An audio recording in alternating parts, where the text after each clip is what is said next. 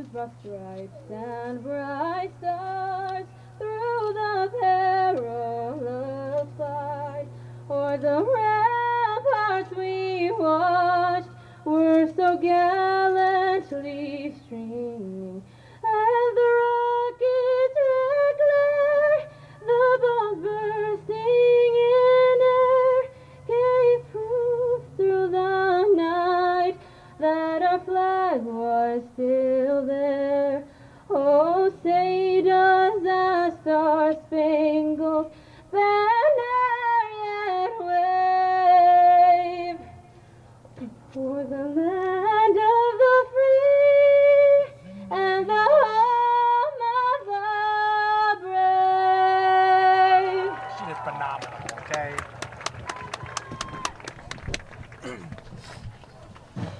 She has an amazing voice. Uh-oh. Let's get her!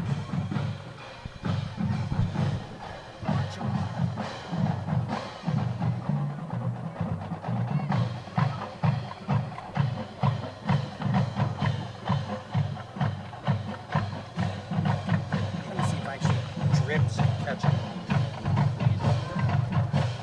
I've got some like in my zip. That's I'm not gonna see it. I don't like doing stuff on this. But I do it all the time.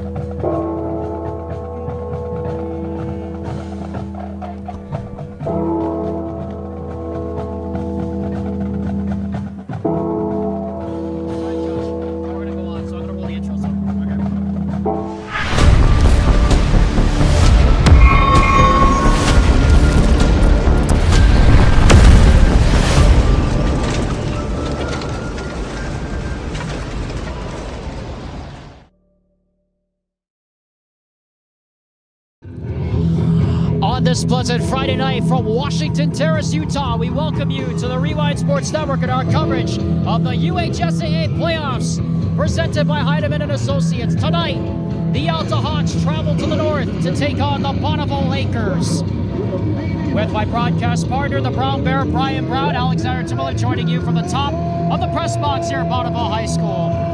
All right, Brown Bear, I turn to you. First thing I say is, welcome to the playoffs. Welcome to late October football. And what intrigues you the most about this matchup we're about to see here tonight? Well, it's two very different programs from two very different regions, Alex.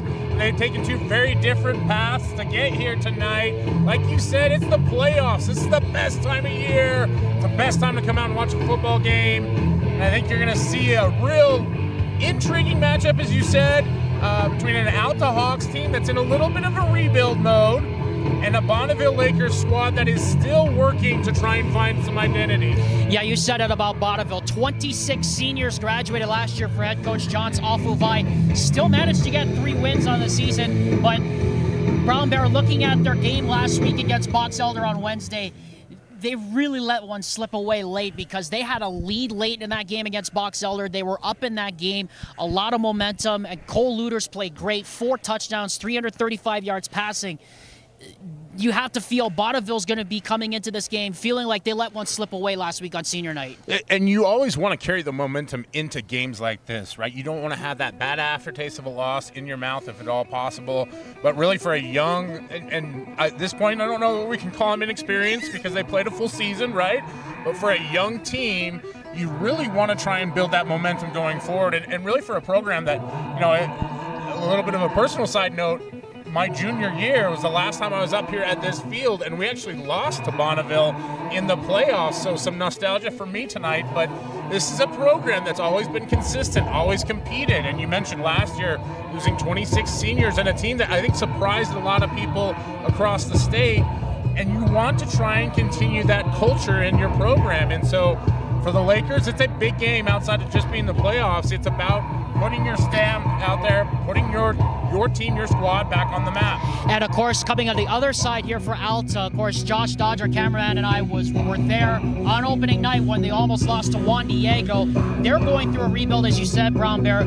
Only 15 total returning starters from last season, plus new head coach Blake Burnett comes in, and they too are coming off a bit of a bitter loss last week against Cedar Valley, a game that, you know, really Alta had their opportunities, but they let that one get away from them as well. So also a big game here tonight for the Hawks to try and see if they can get a little bit of momentum from last week's game back on their side. Yeah, this Alta Hawks program is young in the sense that there's a lot of starters this year that maybe weren't expected to start, had some exodus from the program when Coach Burnett took over. And for anybody at home who thinks there's a negative connotation to that, it's high school football these days. Guys go everywhere. You think the transfer portal's bad in college, it's just as bad at the high school level. But that doesn't mean these teams are any less competitive or fun to watch. And I think this Alta Hawks team is just one that, you know, they caught a great break in that game by winning in the literal last moment. It was a tremendous call by you as well, but since then it's been an up and down season, but they've been competitive in every single game, and I think that's what I love most about this team. Where they may lack some of the higher end talent, don't doubt this squad and Coach Burnett, because they come to work every single day and they compete in every single game, and they're led by one of my most favorite players in the state, Matt McKay. And of course, he's going to be a part of our Keys to the Game presented by Heidemann and Associates, part of the full service law firm, the team that is committed to going above and beyond the call for the clients they serve. Brown Bear, what's one key to each side to get out of here and move on to next week's game against Bountiful? Yeah, well, I think for the Lakers offensively, they want to get off to a good start and really get down the field. This is an Alta defense that, as they collect momentum and as they collect confidence, they can really put pressure on the quarterback. And so you want to establish that attack early on. I think for the Alta Hawks, really what it's about, it's consistency. They have a tendency to go play up and down, quick starts and little lulls there in the second and third quarters, and you need to be consistent throughout the game. And really, I think, you know, we talked about Matt McKay at the start about it, but I think a lot of it is going to be put on the shoulders of the quarterback tonight, you know, and that's going to be a big question mark for this Alta Hawks team is how well Tucker Brown plays tonight. This is the first time these two teams are meeting since 2020. And again, the Alta Hawks committed this game 4-6, Bonneville 3-7, but Bonneville the higher seed. So they host tonight's playoff game. Bonneville, or Alta rather, won the toss. They elected to defer. And so the Lakers will get the football to start proceedings this evening. Folks, we just want to remind you that both schools are members of the Utah High School Activities Association. Kickoff temperature. Not only between the players and coaches, but it is cold, but not terribly cold here in Washington Terrace. Just keep it to yourself. Nobody cares. Thank you. 61 degrees officially the temperature at kickoff. I love that Alex broke out the weather app for that one. Meanwhile, I'm up here. We come from two very different worlds in terms of temperature. This is my kind of environment. Yes. You had to talk me into wearing a sweatshirt tonight. I almost went sleeveless. Another side note, for those of my era, the ESPN Jock Jam CD playing for the intro, just a massive shout out to all the millennials out there at home who can hear it through the microphone. John McAllister will kick off. Carter Siegmiller and Ashton Spackman set to receive the kickoff. And the playoffs are underway here at Bonneville High School as the kickoff goes into the end zone for a This kickoff touchback. goes into the end zone for a touchback. And we'll bring it Ball will out be to the spotted at 20-yard line. First down. For the first time here tonight. Alexander Timolet, Brian Brown from the top of the press box here at Bonneville High School. One of our 3 games we're featuring here tonight. Action. Referee David Story, the umpire. David Colton Story, Fonsbeck, of course, is the white line hat judge, tonight. Mike Furman, linesman Scott Maxwell, and the back judge Tyson Goodrich. Very experienced officiating crew, and here comes Cole Luters on first down for the Lakers. Again, part of the 3 games we're featuring tonight. Union taking on Ogden, Snow Canyon against Murray, and this game here tonight. Orbit motion on first down, and we have movement before the snap. Again, David Story is our referee. Again, very experienced crew, of course, wearing pink to raise awareness for breast cancer this month. That's a 5-yard penalty. Ball will be spotted at the 15-yard line. First down. So the first penalty of the game against Bonneville, not 1 snap in, and we haven't had a second move off the clock yet. Again, Spackman in motion. And it is a fake to him on first down, and the screen pass goes to Havili, and Vi Havili gets maybe a yard before he gets brought down quickly by a host of Hawks. Havili. Brought down on the play by Bear Turner. Yeah, Turner did a good job of staying within his assignment, and they kind of had a little bit of a tell early on there with a false start, Alex. Stuck with the same play, obviously on script right now, and we're going to see a little bit of hurry up from Bonneville, I think. Pickup of officially 2 yards on the play. 2nd and 13 from the 17. Havili remains the single setback. Luters to throw on second down. Pass is caught. And getting shoved out of bounds is Reese Cantwell, the slot back. Yeah, nice shot by Cantwell. Simple out route, able to find a little soft spot in the zone. Gets enough of a pickup to get you to 3rd and 6 here. It's a pretty good spot to be in if you're the Lakers after the early 5-yard penalty.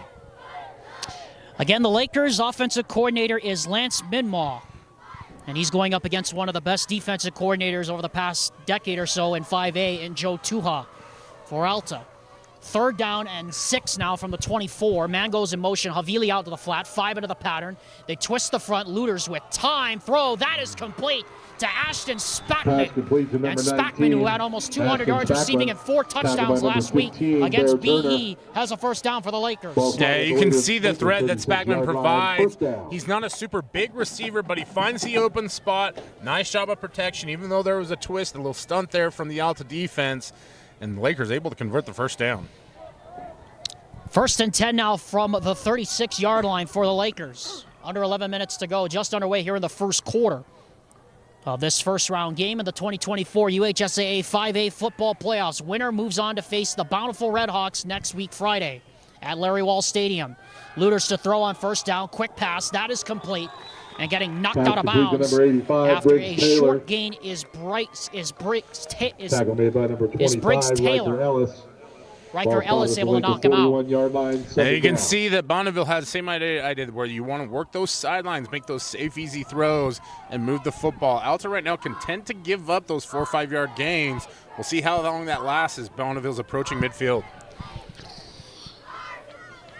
Havili remains the single setback. 2 H-backs in the formation to either side. Double wide receiver to either side. And the handoff goes to Ashton Spackman. And Spackman able to spin off a tackle, but not able to get much more as carried by number 19, he gets brought Ashton down Spackman. Quickly On the play by Riker Ellis again, who had 12 tackles last week. And it'll be 3rd down. And you see Bonneville trying to get a little, I don't want to say tricky, but utilize their strength, right? You put a speed guy in the backfield, give him the ball. Riker Ellis saw it come the whole way. Spackman wears the same number as Debo Samuel, if anybody remembers correctly. He is that kind of a player. 13 catches, 197 yards, and 4 touchdowns. Caught all 4 touchdowns from Cole Luters last week. On 3rd down, here's Luters to throw. Blitz coming off the edge. He gets protection, and the pass is broken up.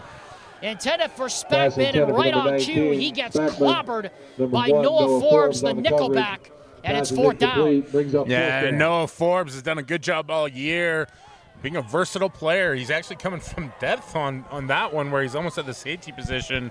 We've seen a lot of Matt McKay in the past, maybe trying to limit a little bit where he's playing this week, seeing that Matt's gone both ways. He goes defense and offense, maybe trying to save him a little bit for offense. Is a quick snap here. And a fake punt on that play, and the pass goes incomplete. Fake punt attempt is incomplete. They had it read Ball goes over perfectly. on downs. First down, Hawks. That's Peyton To'ula, who does the backup quarterback who acts as the punter. His throw went over the head of Jacob Smith. And Alta's going to get excellent field position here as head coach John Alfuvai trying to get a little tricky there on that play. Yeah, Coach Alfuvai tried to catch us all off guard. I like the idea of the quick snap. Pass just not able to find a home. And like you said, Alex, Alta will take over with great field position. It looked like they're ready to run. 5 wide on the field. Nolan Loans, the tailback, is going to be out in the formation as the 5 back. And a blitz coming on first down as Brown throws, and the pass is behind. Brown's pass and intended incomplete. For number 23. Intended for Nolan Loans. Yeah, early pressure from the Ball edge incomplete. there. And one Number thing about 5 Tucker to the Brown, I've Alfuvai seen him on the play a couple coverage. times this year. Second down. He is a tough kid. He's not afraid to take contact, not afraid to take the hit. But you can see that Bonneville wants to establish that pressure early on. Now they come out in the offset shotgun with double backs. Second down and 10 now. McKay goes in motion, orbit to the back. Handoff goes to Loans, and Loans is able to get into the stack and pick up about maybe 3 before he's brought down by a host of Lakers. First contact made by Ashton Nichols, among others. Yeah, it almost looked like the first contact was made by his center there. A little bit of a collision that allowed him to slow down Loans just a little bit. Otherwise, he had a ton of running room on that one, like the RPO action from Alta here. You see they're being very versatile with their personnel as well. This might be 4-down territory for offensive coordinator Marshall Hendrickson. We'll see how aggressive he plays it. Triple wide receiver lines up to the left. And Loans goes in motion. Brown throws. That's complete. And right on cue, there is Matt McKay. And a first down as he's wedged to the turf at the 25-yard line on the first down of the game for the Hawks. I don't know if there's a colloquialism or anything like that for it, but when things get hot, look for your hot hand. That's always going to be Matt McKay for the Alta Hawks offense. And quickly they go back to the line. Triple wide receiver lines up to the right. And the shotgun with Tucker Brown is Loans. Now they shift into a stack to the right. Play action, throw, that is complete. And on the quick pass, to number 3, Evan Morton. It is complete to number Evan 18, Morton. Carter Ziegmuller. And that'll pick up about maybe 6 yards on the play. And Morton's a guy that you really have to watch because he's got elite track speed. If he breaks that tackle, it would have been nothing but end zone afterwards. And so just for the folks at home to watch, he is a very explosive player. And you can see Bonneville very well coached, making sure to bring him down immediately, playing that slant close. Second down, 2 yards to go. Loans gets the handoff, cuts it back to the right side. He's got a lane, and he gets closed off immediately, but not before he picks up another 8 yards and a first down for Alta, finally brought down on the play by Reese Cantwell. Carried by number 23. Yeah, it's a nice cut back there by Loans. He's not a huge 40, Reese Cantwell. twitch back in terms of like being able to juke defenders and whatnot, more of a downhill runner. So I really like the way he redirected and got downfield, able to pick up the first down, and Alta looking to score here. Double wide receivers to the right. Now they line up with an H-back, McKay to the left, Morton to the Morton that side as well. Loans the single setback on first and goal from the 10. Handoff goes to Loans left side, and he gets swallowed up by a host of blue shirts. That's Keaton Fute who made the stop. Interior, this Bonneville defense has been pretty stout, despite the fact that there may be some size disparity up front. You'd love to see that from the Laker defense. If they can get a stand here or even limit Alta to just 3 points, that's a big win considering where this Hawk offense started. Second and goal now from the 9. Triple wide receiver now to the left. Loans motions out to the right. Blitz coming. Brown looking. Throws the fade route to the end zone, and it's incomplete. Well covered and incomplete. Intended for Breck Warren, the sophomore. And it'll be third down and goal here for the Hawks. Yeah, Brown waiting on the receiver to break out, and he broke in, so a little miscommunication there. He's able to get the ball out before absorbing a pretty big hit on that one, and now third down for this Alta Hawk offense. Started the drive at the 43-yard line following the failed fake punt. And now here they are, third and goal, third down of the drive for the Hawks. Triple wide receiver to the left, Loans the single setback. Here is Brown to throw, throws middle, that's complete to Morton, and he gets into the end zone, touchdown. Brown's pass complete to number 3, Evan Morton. And so Evan Morton, who had a multiple score game last week, gets into the end zone, and just like that, Alta on the board first here tonight. Simple backyard football, nice little slant route. Morton gets inside the defender. Brown has all the confidence in the world and zips that one in there for 6. The Alta Hawks are on the board. John McAllister now, McAllister now for the extra point, and he chips it up and through. So it's 7 minutes and 10 seconds 7-11 remaining left in the first quarter. Your score 7, is 7-0. The Bonneville Hawks 0. on the board first here in Bonneville tonight. This is apple cider vinegar from NutriCost. This is apple cider vinegar from another leading brand. NutriCost has 500 milligrams of apple cider vinegar. So does this other brand. NutriCost is third-party tested, non-GMO, and gluten-free. This other brand? Well, we're not sure. NutriCost is also available at a great price delivered right to your door. NutriCost has over 500 different products for health and wellness. NutriCost, only what you need.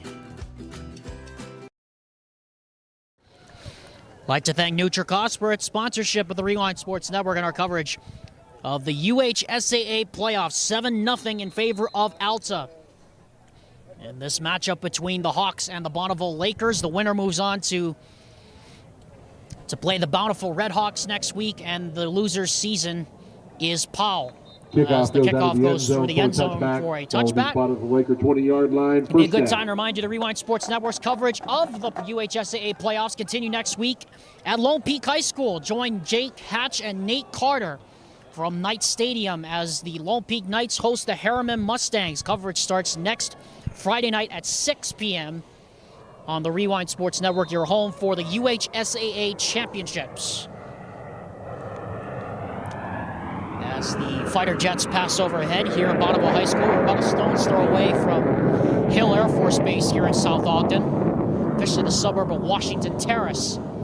As Cole Luter's on first down, sets up the screen. That's complete. That's Cantwell, and he's got plenty of room up that left sideline, and he gets waffled at the 35-yard line, but not before he picks up 15 and a first down for the Lakers. Yeah, it's a great call by this Bonneville offensive staff. You saw Cole Albrecht coming off the edge there, trying to put the pressure on. Had it read from the beginning, throw that screen to the boundary side of the field, and that's a big, big explosive play for this Laker offense. And on cue, Cole Albrecht will be called for offside.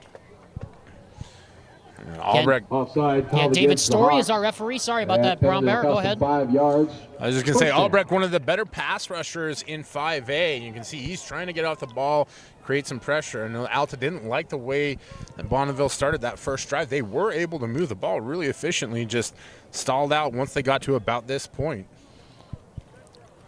Havili has not gotten a touch yet. Vi Havili, the tailback, he still hasn't gotten a touch. Luters is going to gun one down the field. What a throw and catch. That's Ashton Spackman again. And he's down inside the 40 for another first down.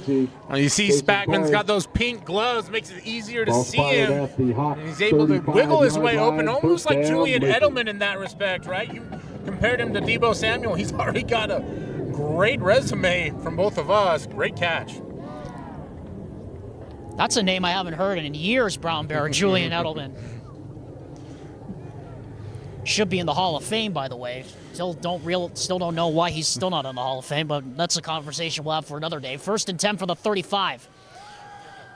And here's a sidearm sling out, and here's Havili's first touch. And Vi Havili up the sideline, and finally tripped up out of bounds at the 23-yard line. Another chunk play and another first down. Yeah, you can see what the plan of attack is for Bonneville. Not worried as much about the run game. They want to try and use that pressure against the Alta Hawks defense. You're going to rush us. We'll keep throwing those screens. We'll see if Alta can make an adjustment. But early on, a great drive going for this Bonneville Laker unit. Here's from the pistol now. 1st and 10 from the Alta Hawk 23-yard line. So far, it's been gains of 15, and then a gain of 20, and then a gain of 30 rather, and then another gain of 12. Luters got time, throws to the end zone, and it is incomplete. Good coverage. Intended that time for Spackman. And good coverage by Riker Ellis. Good coverage, like you said, by Riker Ellis there. Just a little too long, a little bit out of the reach there. A wide receiver, and now 2nd and long for this Bonneville Laker offense, and you can see what happens. They've had so much rhythm, completed so many passes. Now you get the one incompletion. Can you overcome it? It seems like such a small little thing, but really in the grand scheme of this drive, it could be a big factor. 2nd down and 10. Looters looking to throw, screens it out again. This is Cantwell again. And Cantwell is able to get a few yards before he's wedged to the turf. Cantwell. At about the 16-yard line, so it'll be 3rd and relatively manageable here for the Lakers. And we'll see what the Alta Hawks decide to do. Is it's Noah Forbes on the tackle there. Again, you're giving up good chunk yardage on every single one of those. It's 5 to 6 yards. That's enough to move the sticks, especially if you get him into 3rd and 5. Still have the entirety of the playbook if you're Bonneville here. For Alta, they really need to get a stop. See what Bonneville offensive coordinator Lance Mimnaugh here calls on 3rd and 5. Looters to throw, looking, lost one to the end zone, and it's broken up. It looked like he had Cantwell open, but Noah Forbes able to get his hand on it. And we'll see what head coach Jans Afuvai decides to do here on 4th and 5 from the 18-yard line. Early on, looks like they're going to go for it here, and I like the aggressiveness from Coach Afuvai and his staff, but big size disparity out there. You got Noah Forbes, who's almost 6'4". See what happens here. 5 will go into the pattern.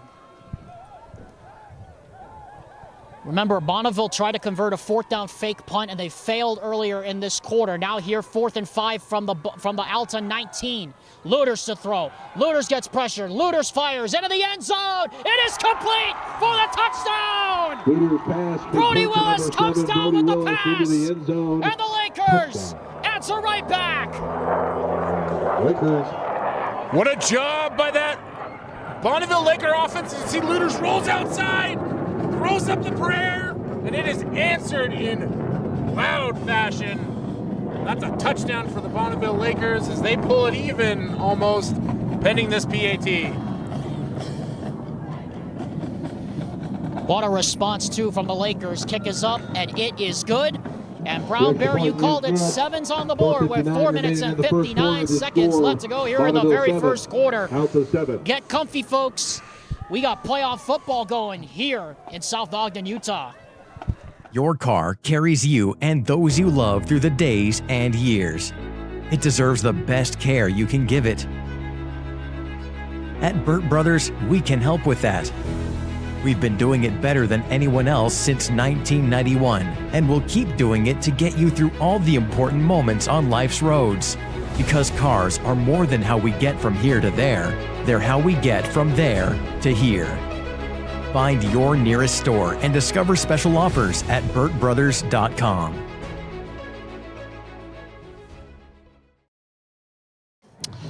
Visit your local Burt Brothers Auto Care today, where auto care is done better. The Rewind Sports Network, proud to have them alongside our coverage of UHSAA playoff football. 7-7 Alta and Bonneville deadlocked as a pooch kick goes down to that corner, and it goes out of bounds as they're trying to keep it away from the speedy Evan Morton. 35-yard line, and the kick will come to the 35-yard line. Brown Bear, you have to be impressed, though, with the way Bonneville responded after that drive, or after giving up the touchdown on Alta's opening drive. A pretty good response, you have to say, offensively by the Lakers. Yeah, absolutely. You can understand why the aggression early on. This Bonneville offense clearly believes they can move the football, and they demonstrated that. It's so huge to build that confidence early on, get that tied up scoreboard, and now an opportunity for this defense to operate with a little more aggression as Alta has to drive the length of the field. Double back set for the quarterback Tucker Brown on 1st and 10 from the 35-yard line. Double backs are McKay and Loans. He gets it to Loans, and Loans squeezes through a crease and able to get outside the numbers. He's at the 45, midfield 45, down the sideline, hurdles a man, and finally gets ripped down out of bounds inside the 30. And another big chunk play there for the Alta Hawks and a first down as they're looking to move the ball quickly late on here in the first quarter. 27-yard line. That's a pickup of 38 yards for Nolan Loans. I apologize, Nolan Loans, as we get a timeout here, I believe, by the Lakers. Yeah. Not able to get the substitution in, but I am familiar with your game, but I didn't know you had that kind of wiggle, Nolan. Great job to avoid multiple defenders, busted it out the inside, and then the chef's kiss hurdle at the end. And the quick huddle up, too. Getting up on the ball, it's one of those coaching points, right? So you talk about Blake Burdett in his first year as a head coach, those finer points. He's got Marshall Hendrickson as his offensive coordinator, somebody who's been around high school football for a long, long time. You can see why the future is bright for this Alta Hawks program, even though they've had some ups and downs this season. And, you talk about playoff season, right, and teams that could threaten. This Hawks team is one that if they catch some momentum, and we'll see how they do today, clearly Bonneville is up for the challenge, but if they can get out of here with a win, it could be a team that could cause some problems as they get down the road. Alexander Tumulip alongside Brian Brown here at Bonneville High School on this beautiful Friday night. Game time temperature 61 degrees. Is expected to dip into the 40s later tonight. But things are already heating up on the field. 7-7 our score between the Lakers and the Hawks. Again, the winner moves on to Bountiful next week Friday. The loser season is Powell. Here's Loans on first down, and that's a great response by that Bonneville defense to give up just 3 yards that time. Has a wall of blue shirts able to wedge him to the turf, led on the play by Tyson Pututau. Pututau, a big part of this defense, both literally and figuratively. He plays inside there in the nose tackle position, kind of defensive end. They move guys around pretty effectively with this defense. But you see Alta not afraid to mix it up early on here.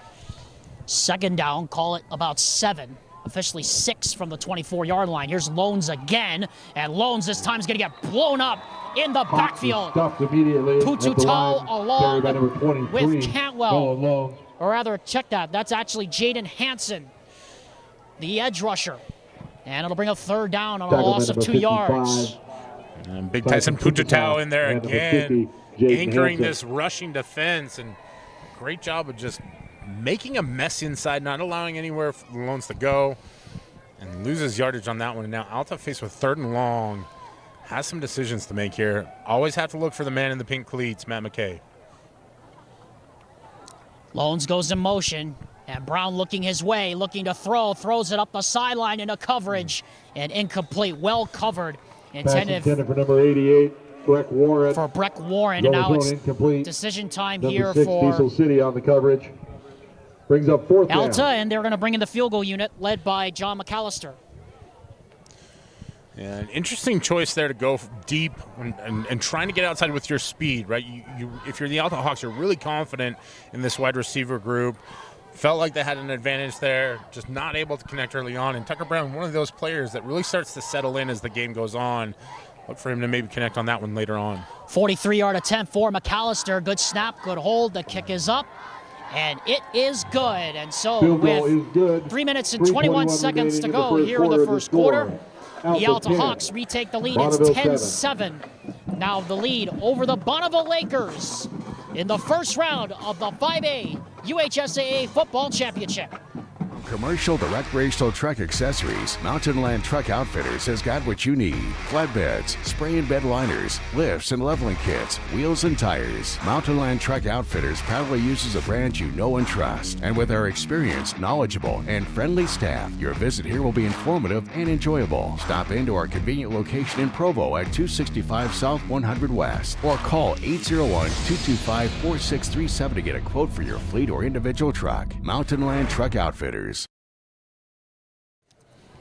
3:21 left to go here in the first quarter. Alexander Tumulip alongside Brian Brown here at Bonneville High School. 10-7 in favor of the Alta Hawks. John McAllister kicks it off, and will boot this one right into the end zone for a touchback. Good time to remind you the Rewind Sports Network's coverage of high school football continues next week, Friday. Join us and our crew from wherever we are across the state for second round coverage of the UHSAA Football Championships. Check KSLSports.com for the official streaming schedule and the games we'll be at next week. Again, that's next Friday starting at 6 p.m. Check KSLSports.com for the full schedule on your home for the UHSAA Championships, KSLSports.com and the Rewind Sports Network. Cole Luter's back to work here on 1st and 10 from the 20. And the handoff goes to Spackman over the left side, and Spackman is going to get swung down in the backfield.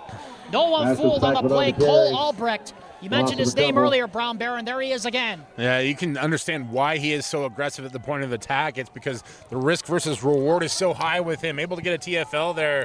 We've seen Spackman all Number 11, game Cole Albrecht. avoid defenders, and so Albrecht brings him down. 5-yard loss there. Now Bonneville, after having such an efficient drive previously, is really backed up. Sun beginning to set behind us here at Bonneville High School with under 2 minutes and 46 seconds to go here in the first quarter.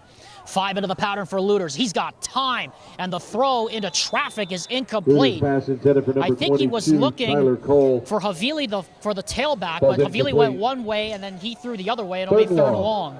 Yeah, you kind of threw to a spot on that one. And I really like the play design in terms of Havili trying to clear out some space there. It looked like they were dragging number 22, Tyler Cole, underneath, but for whatever reason, not able to coordinate on that one, and ball falls incomplete. Now, Bonneville in a bit of a dire strait here with third and long.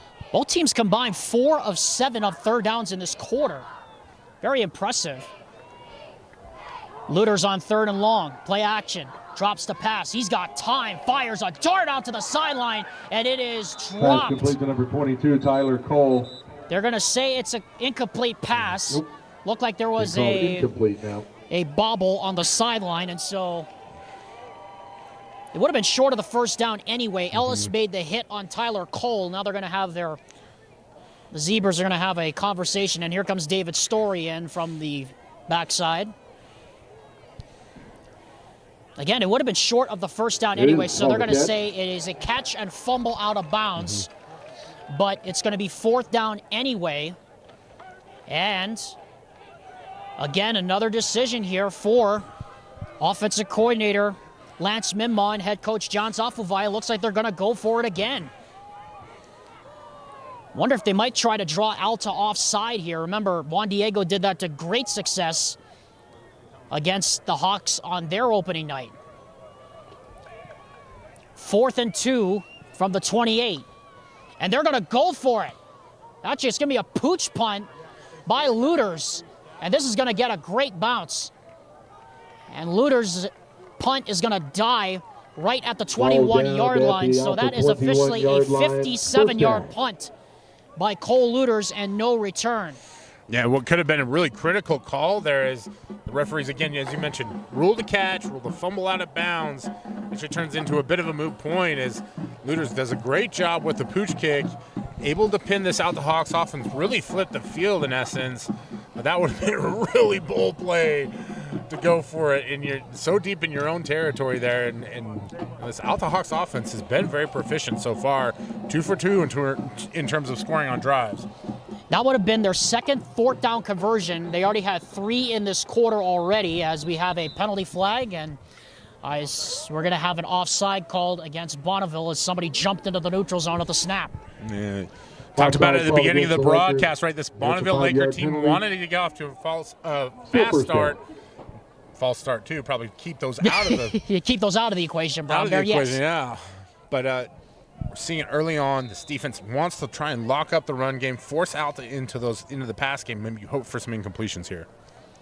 1st and 5 now. Brown to throw on first down. Pass is caught. There's McKay again.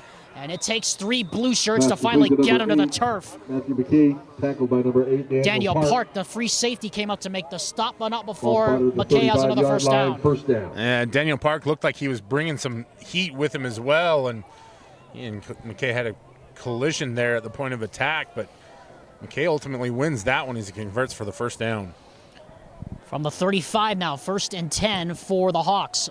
Under 2 minutes to go. Brown looking to throw. Throws in the middle. There's McKay again. And he gets brought down at about the 41-yard line. Pick up a 6 on the play.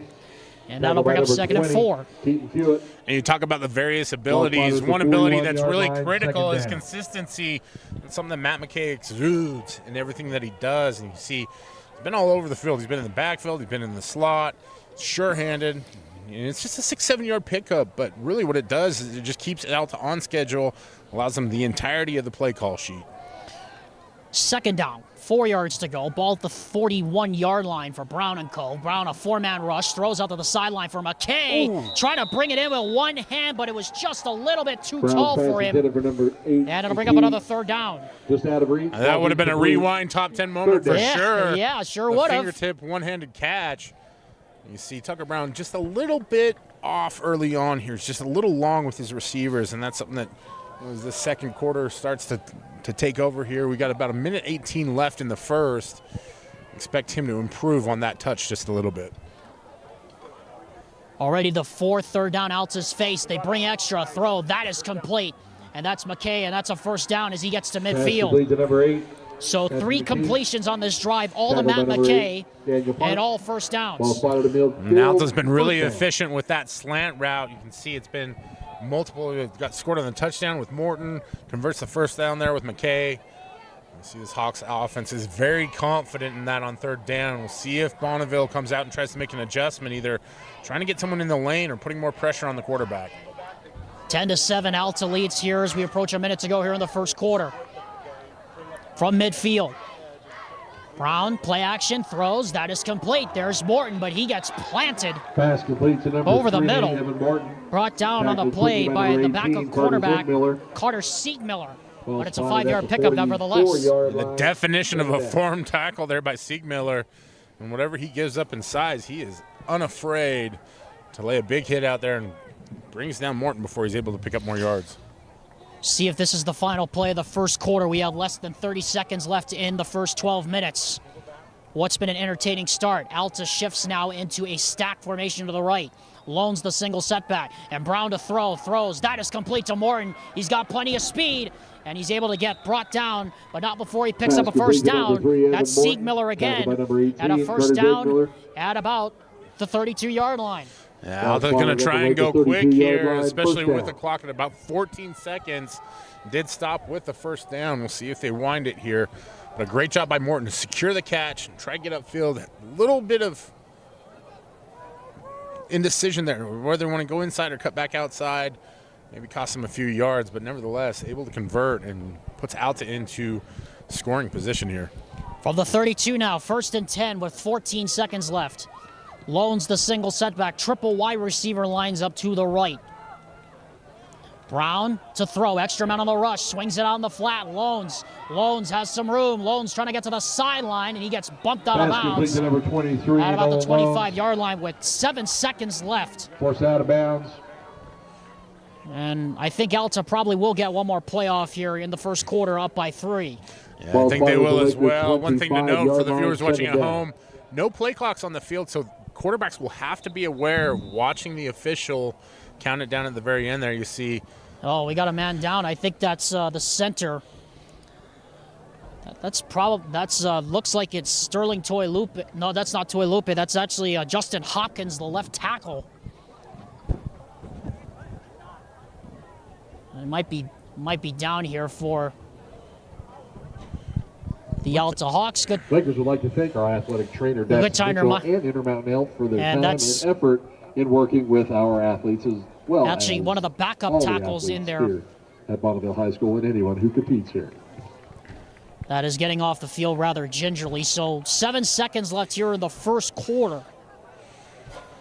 And the Lakers trying to at least hold Alta out of the end zone. They did so successfully on the last drive.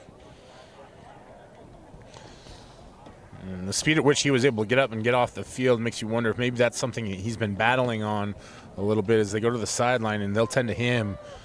If you're the Bonneville defensive staff, it's an immediate position that you'll look to attack. David Thomason, the sophomore, now comes in at left guard. On 2nd down and short now.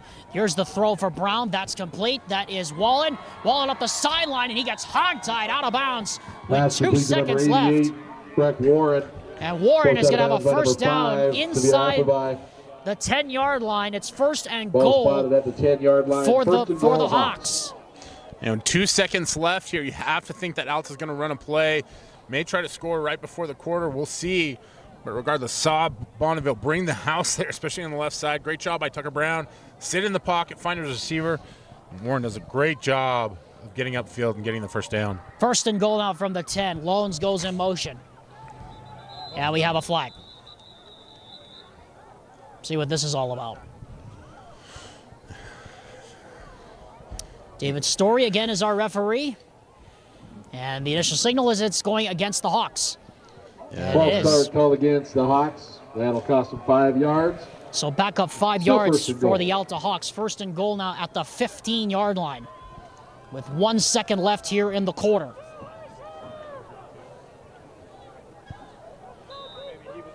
Alta trying to get on the scoreboard here before the quarter ends. Loans goes in motion again.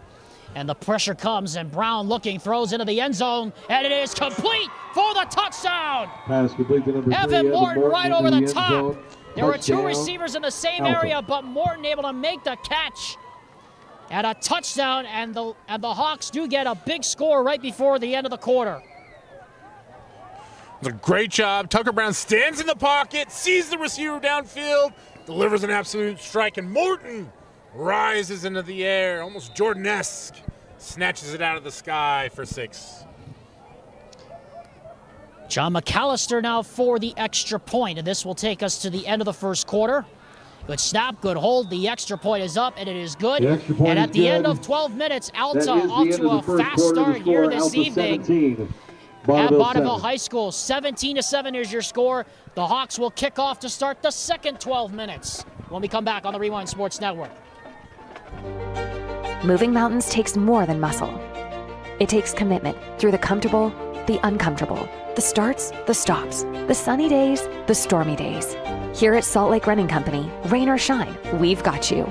We are here to help you keep moving forward. Locally owned, locally operated since 1995, SLRC offers free custom shoe fittings, rewards, training groups, races, free events, seminars, and clinics. Visit us in store or online today at slrc.com. The Rewind Sports Network and our coverage of high school football is presented by the Salt Lake Running Company. Start of the second quarter here at Bonneville High School. And the Alta Hawks showing their wings and bearing their talons here early, 17-7 over the Bonneville Lakers. Already 2 touchdowns thrown by Tucker Brown. And Alta has scored on all 3 of its drives. And now the Lakers, down by 2 scores, need to formulate something in order to answer back. They already did on their second drive of the game. Spackman and Siegmiller back to receive the kickoff from John McAllister as we get set to begin the second 12 minutes of play. And it's a little punch kick, keeping it away from Siegmiller, and we have a penalty flag down as the up man gets run over, and I suspect this is probably going to be offside against Alta. And so that'll move the ball up close to midfield here. So Bonneville going to have excellent field position off the kickoff. Fair catch, by the way, made by Grayson Borchert. And if you're wondering at home why try and risk a pooch kick like that, it's usually because those front called against the Hawks. Players are not as experienced in fielding kicks. It's very, very difficult to field a kick. So they are going to re-kick this one as it was offsides from Alta. And so we'll see what special teams coach Joe Wilmore decides to do after this one. But sometimes if you can get it's like Oregon showed us against Ohio State. Sometimes if you just kick it at the guy and hope for something good to happen, it'll happen. And shout out to number 40 for Bonneville. Fielded the kick cleanly, took the hit. Reese Cantwell, good job out there. It was actually Grayson Borchert, Brown Bear, that took the kickoff, but I have to come to blows with you on that one because was that really planned for Oregon to kick it at the guy or Ohio State to kick it at the guy? Or well, we'll have to find out as McAllister's going to boot this baby right into the arms of Siegmiller, and he's got it at the 5. And Siegmiller up the middle to the 30. And so, all told, a loss of about maybe 5 to 10 yards of field position, all told for the Lakers. Better field position, nevertheless, than starting on their 20-yard line. Yeah, McAllister with a real big booming kick, not high, but a line drive. You hear it hit, I believe it was Siegmiller on that. Was Siegmiller? Yeah, it was Siegmiller, yes. You hear it hit him in the pads on that one.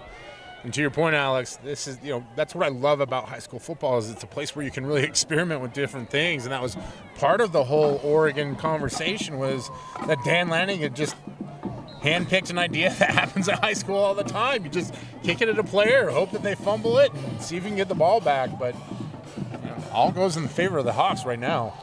Here's a swing out to the flat. Havili's got a couple of blocks on the edge, and he gets absolutely drilled. Swing pass to number 30. Bear Turner, boy, you could hear that from all the way up here where we were standing on top of the press box. It was a big hit and big collision from two big players. You can see what the idea is you want to get him out into space, get your running back to go downhill. It's just so much ground to cover there for Vi Havili. He's only able to pick up 6 yards because it was such a good job by Bear Turner. And not only did he do a great job of bringing him down, but bringing the thunder with that as well. Havili is 6 foot tall, and Bear Turner is 6'3", by the way, for comparison. Here's a screen out to Cantwell out in the flat, and Cantwell has a first down as he's knocked out of bounds by a couple of white shirts, but not before he picks up a first down. And some jawing after the play. And that one pretty close to the sideline there, but it's not Patrick Mahomes in the NFL. The officials are going to let these guys play a little bit more. Good job there by number 41 42-yard line for the Alta Hawks, able to lay a pretty good hit out there, and you're starting to see that confidence build a little bit with this Hawks defense. Still haven't limited the Lakers, but bringing the wood. Here's a throw on the flat again. That's complete again. This time it's complete to Willis. Number 7, Brody Willis. And Willis close to a first down. They're going to mark him just short of the line to gain at about the 49-yard line. Bring up second and about 49-yard line. A yard. Fourth down. Actually, they're going to say it's fourth down. I thought it was second down. So actually, they're going to say fourth down and a yard. It's actually second down. So it actually is second down and a yard on the 49-yard line. And so the officials are trying to get the attention of the chain crew to say it's not fourth down, it's actually second. Now they got it corrected. The linesman here on the near sideline was trying to get the attention of the chain gang. And while we let the officials figure everything out on the field, as I'm sitting off of it, I'm really impressed by this Bonneville offense and their ability to mix up the wide receivers. With some Willis on that play. We've seen a lot of Spackman. Havili, just a great job of using your personnel. Double wide receivers go out to the right. Spackman slot right. Also out there, Tyler Cole on the right side, and Brody Willis is the X receiver here, bottom of your screen. Havili is the single setback. H-back is Cantwell. Play action. Play action, throw over the middle. It is almost intercepted. And that probably should have been picked. Number 19, Spackman. Intended for Spackman, sailed over his head, and Kaysen Torrey probably should have had an interception. Third down. And nice job by bringing pressure there from Alta. And I'm going to shout out my guy, Timmy Snell. He's only 5'9", but he is a force to be reckoned with in the interior of that defense. Able to put pressure on the quarterback. Just misses on the throw, and it almost turns into a disaster for this Bonneville Lakers offense. They'll live to play another play, but that one has to be sticking the mind of the quarterback just a little bit. Play action to Havili, screen out on the flat. They got Spackman, and Spackman gets nailed out of bounds, and he is going to be short of the marker. What a hit. And it's going to be fourth and a yard to go. What great read out there on the edge as Alta able to close down the lane quickly. And here comes another fourth down, and this will be Bonneville's chance to go for it again. We'll see if maybe they utilize the pooch punt here again, Alex, but they look like they're in position to go for it. They certainly are. I mean, they're on the 49-yard line. They're already 1 for 2 on fourth downs in this game. I mean, why wouldn't you? You got nothing to lose. And here is Havili right side, and he's got it. Straight inside zone, and he needed 1, he got 3. And the drive continues for the Lakers. This is not an offense that averages a lot on the ground, just a shade above 60 yards per game. You see what I believe was the first handoff of the game. Timely used, time opportunity for that. Opportune. I'm getting all twist-eyed. It was a good job. Opportune time, yeah, Brown Bear. Thank you. We speak for a living, folks, just so you know. First and 10 Not a great from living over here, but yeah, no, not exactly a great living, but, you know, first and 10 from the 45. Luter's got time and wide open. Over the middle is Willis, and Willis is chopped down as he gets to the 28-yard line, and a first down for the Lakers. We'll talk about the catch, but I also want to shout out, great job there by the Bonneville offensive line as they gave them plenty of time, allowing that play to open up. Nice job with the clear routes. Run a guy underneath on the drag. He's able to catch it and convert for a big first down. From the 27-yard line now, Bonneville again looking to answer back. They're down 17-7, but the two offenses have been providing most of the fireworks here so far in this first half. Alexander Timalipin, Brian Brown from the top of the press box here at Bonneville High School on this opening night of the playoffs. Luters looking. Luters slings one to the air, and it is incomplete, intended for Tyler Cole. There was a lot of contact along the middle, but there's no flag. And I have to say, Brown Bear, there didn't look like there was a whole lot of contact in the secondary on Tyler Cole. There was a lot of contact. I think the question comes into play was how catchable is that ball? Right. From my perspective, it looked like he had an opportunity, but at the same time, such a deep bang play, especially for when you just have one back judge back there, has to view everything. It can be a little bit difficult to get it all in there. Second down and 10 now from the Alta Hawk 27-yard line for the Lakers. Luters to throw, guns one, far near side, that is dropped. A rare drop for Ashton Spackman. And it's going to bring up third and long. And it's something we don't see a lot from Spackman, right? He's such a sure-handed guy.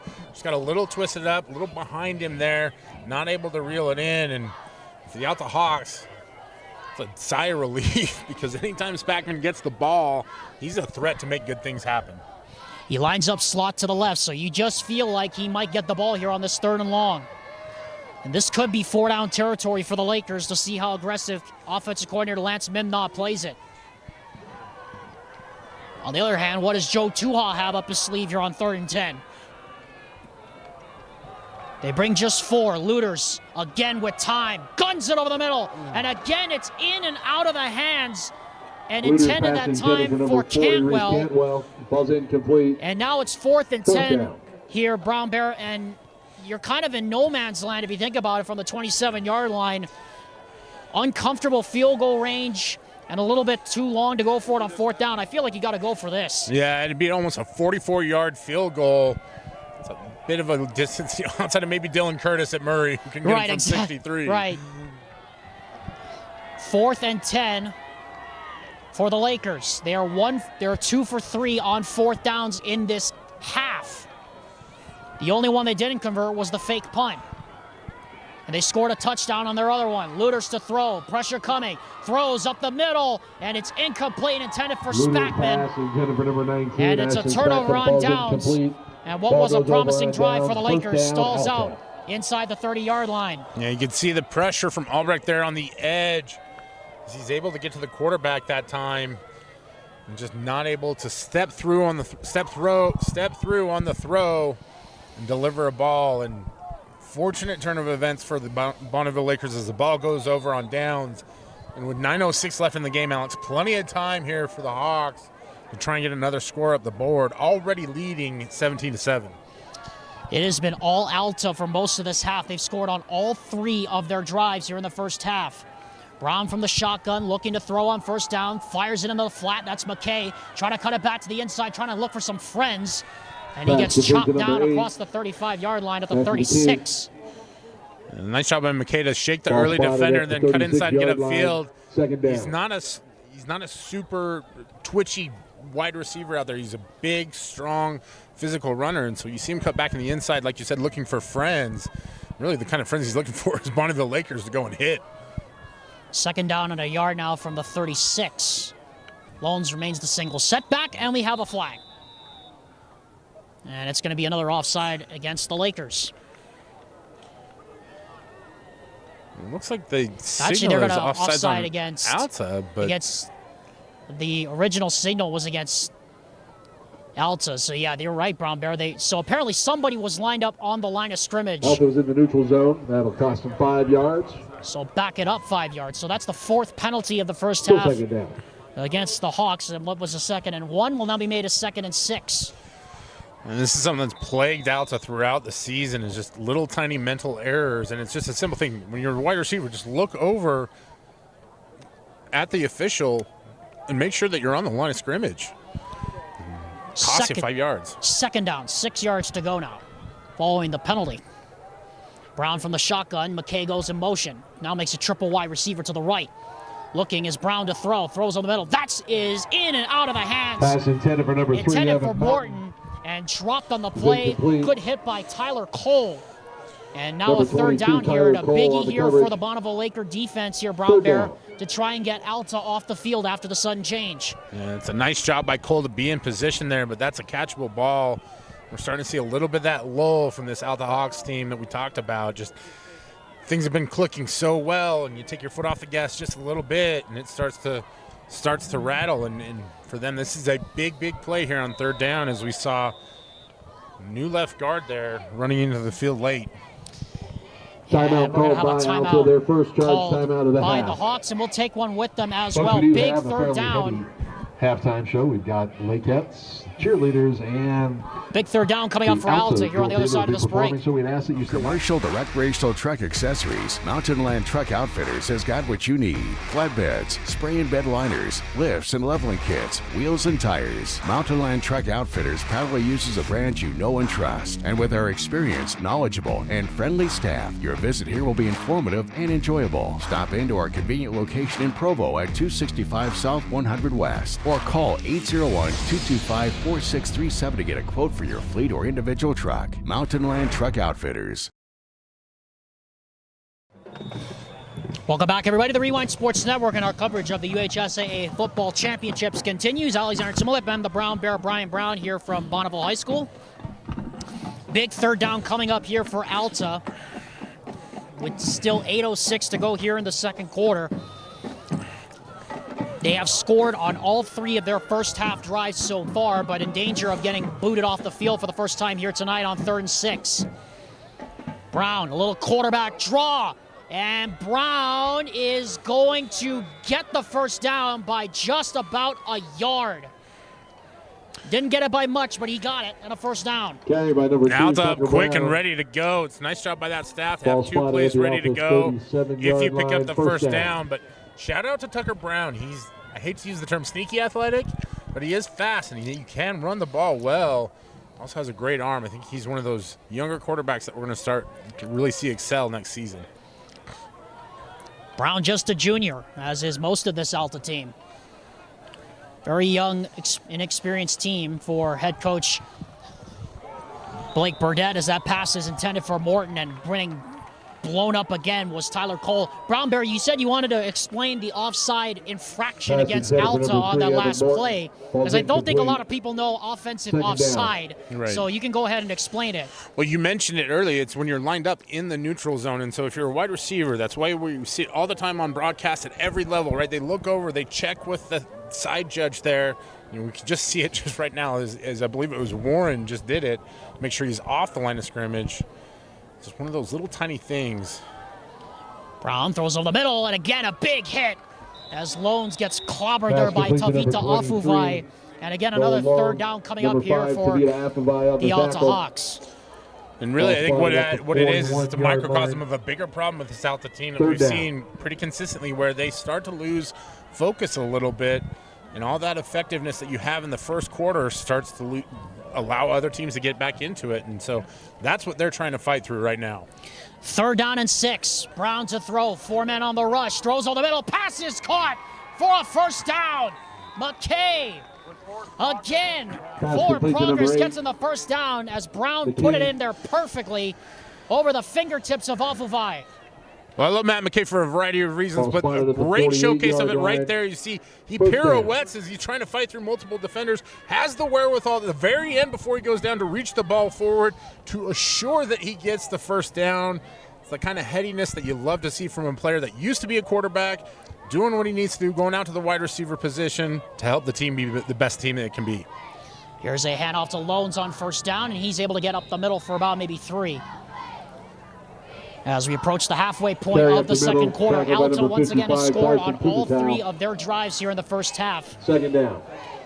And again, we've called Matt McKay's name a lot. Remember, he was the quarterback in that incredible instant classic win at West last year, that 4 overtime win in what ended up being Alemateo's second to last game as the head coach of the Hawks. And what a game it was. One of the bigger upsets we had in last year's first round. On second down, here's a pass is behind and incomplete, intended for Warren. Number 88. It was pretty well covered on the play. And again, Brown Bear, here's another third down for this Bonneville defense. And so far, they've done a good job of mixing up the slant play. Saw them go to it on second down there, just not able to connect with Brown and Warren. And so see what they come up with as you see Matt McKay line up at tight end. And yeah, we have a timeout. Blown dead, yeah. Yep, we have a timeout again called by the Lakers. Timeout of the half. And the Lakers will talk things over. It's a good time to remind you the Rewind Sports Network and our coverage of high school football. The UHSAA Championships is presented by Heidemann and Associates. At the conclusion of tonight's game, Brown Bear and I will be selecting our choice for the Heidemann Associates player of the game, the player that went above and beyond the call for his team, just like how Heidemann and Associates goes above and beyond the call for the clients they serve. Call them today or visit them online for your free consultation with them, courtesy of the Rewind Sports Network. Alexander Timolep alongside Brian Brown here at Bonneville High School. I forgot to mention that, Brown Bear, there's one thing I know about football. There is no such thing as offsides. There is offside. One of those unique language quirks that I think we've all fallen in the... Exactly. Like nip it in the bud. There you go. This could be 4-down territory here for Alta. See how Marshall Hendrickson, the offensive coordinator, plays it on 3rd and 7 from the 49-yard line. Alta in this first half, 6 of 8 on 3rd downs. 3rd down and 7, Loans. And we're going to get a jump. And it's going to make it 3rd and 2. Offside and another big penalty against Bonneville. That's going to make it 3rd and a lot more manageable here for the Hawks. A nice job of Alta varying up the cadence on that. We're going to see Tucker Brown doing a great job using the clap count. Able to draw that Lakers defense off sides. 3rd down and 2 now from the 44-yard line. A lot more manageable 4th down should they get there, but they're not thinking that right now, this Alta team. Brown to throw on 3rd down, throws on the middle. That's complete, and that's Nolan Loans. And Loans is swung down at about the 32-yard line by Afuvai, but not before he gets another 3rd down conversion for the Hawks. Well, it's such a simple skill, but just keep your feet moving, and sometimes you can get those 3, 4, 5 extra yards. Great job by Loans. He's so versatile. He's running the ball, catching passes. He's in the slot. He's doing everything today. Great job to move the sticks and pick up some additional yards as well. Alta, by the way, has won 5 consecutive playoff openers in their time. They're looking to make it 6 in a row here tonight and threatening to add more to the scoreboard here. 5.5 minutes to go, still very early days. As Brown looks to pass, throw, that is complete to Morton. And Morton is going to get swallowed up by a host of blue shirts at about the 23-yard line, making another 1st down. You could see Morton just feel the defenders around him. Does the smart thing, secures the ball, and then able to dance his way for a few extra yards. Great job. Once again, Alta has scored on every drive they've been on here in the first half. They lead 17-7 with under 5 minutes to go here in the first half. And another impressive drive here by the Hawks. 2nd and 1, Brown to throw, throws in the middle. That is through the hands and incomplete, intended for Breck Warren. Brown's pass intended for number 88. And it'll bring up yet another 3rd down. And if I get my count right, you're unofficially, Brown Bear, this will be the 4th attempt on 3rd down on this drive alone for the Hawks. I think you're right on that one. You see Warren heard footsteps as Diesel City out there bearing down on that one, and the ball scoops through his hands. And for Alta, this is going to be a much more opportunistic 3rd down. 3rd down and a yard. Brown tries that double clap again and no jump. Looking to throw. Brown into the middle. That's complete. Who else? McKay. And he gets sandwiched right at the 18-yard line. More than enough to move the sticks. And you can see they're doing a good job. The wide receivers are finding the spots in the zones where they can just settle down. Tucker Brown doing a nice job of rifling it in there, not allowing any hands or anything to get in the way. And another shout out to that Alta Hawks offensive line is they're keeping that pocket open so Brown can find the lanes to throw to. Approaching 4 minutes to go here in the first half. 17-7 in favor of Alta. Brown from the shotgun, 5 wide receivers in the pattern. Brown to throw, looking, throws over the middle. That's complete. And getting swung down at about the 10-yard line to number 11, Cole Albrecht. Is Cole Albrecht, who lined up as one of the receivers as the H-back. We talk about him a lot on the defensive side of the football, but showing some versatility there with the reception. Now it's, again, this kind of muddle style of huddling where it's just you get together in groups. It's become so popular at the high school level. Triple wide receiver now lines up to the left. Warren is the single wide receiver at the bottom of your screen, off to the right. Loans goes in motion, and Brown looking to throw into the end zone. Fires, it's tipped, and it's nearly picked off. Oh, it should have been intercepted. Sitting right there in the middle of the field was Diesel City, and that could have been a big turning point in this game for the Bonneville Lakers if they're able to get that. You mentioned it could have been an interception. It also could have been a catch, and Matt McKay comes up, hands in the air, looking for a call. He felt that he was interfered with. I'm not sure that there was enough contact necessarily for the officials to agree with him on that one, but now puts Alta into third down again. This will be the 5th third down by our count on this drive for Alta. They've converted all 4 of them. 3rd and 3 from the Bonneville Laker 10. Looking to throw, throwing, and making the catch is Evan Morton, and a first down again for this Alta offense as they just continue to just work their way right down the field. Morton is such an impressive athlete, but you're starting to see him really develop into a go-to receiver. Does a great job securing that one, almost able to break it in, and now Alta up and ready to go with the jumbo package. And they give it to Loans, trying to surge forward into the end zone. And he gets the middle to number 23. To maybe the 2-yard line, so it'll be 2nd and goal from the 3. Alta has had 5 third downs on this drive. They have converted on all 5 of them. And we're going to have yet another timeout burned by Jans Afuvai as, again, substitutions taking too long to get off the field. It was a nice bit of coaching of Alta. They were ready to go with the substitution package. Put the jumbo package in for the very first play. Bonneville not able to sub in time, and it's those little tiny moves, the chess match between coaches that can really make a huge difference. Starting to see that here, and on top of that, we're at almost a 7-minute drive now for the Alta Hawks. I was about to say, yes. I mentioned the multiple third down conversions. This has been one of the more impressive drives that I've seen from a high school program. You've had a good mix, a little bit of run here with Tucker Brown and Loans, trying to push it into the end zone. And you think about it, Brown Bear, this drive started back at the 27-yard line off the 4th down conversion. Mm-hmm. And there were 3 or 4 separate times where Bonneville looked like they had this Alta offense off the field. But you see the talent disparity starting to maybe become a factor here between these two teams. Well, and it's a game of snaps, right? You get a 10 to a 12 snap drive, and that Bonneville Lakers defense starts to fatigue. A few players going both ways for the Lakers. It's not a deep roster, and like you mentioned, Alex, not deep with talent either. 1st and goal, or 2nd and goal now from the 2. And we're going to have another penalty flag, and now it's going to be 2nd and goal from about the 1.5. Or however close it is. Offside called against the Lakers. That'll move them half the distance. So let's call it a foot, yard and a half. And you talk about fatigue again. Easier to draw a guy offsides after he's been huffing and puffing, trying to stop you all field long, all drive long. Flexbone set here. Here's a dive play for Loans, trying to shove his way. Creates a pile, and he did not get in. Goal Loans. And it'll be 3rd and goal. Brings up 3rd and goal. At about the 1-yard line, Loans is carrying the football across the goal line, saying he got in, but his forward progress was deemed to be halted at about the half-yard line. And great job there by that Bonneville Lakers front, digging in, just creating a wall. Loans not able to get through or around didn't want to risk going over the top, and so now Alta's going to go back to their more familiar spread here on third down. We'll see how this works out.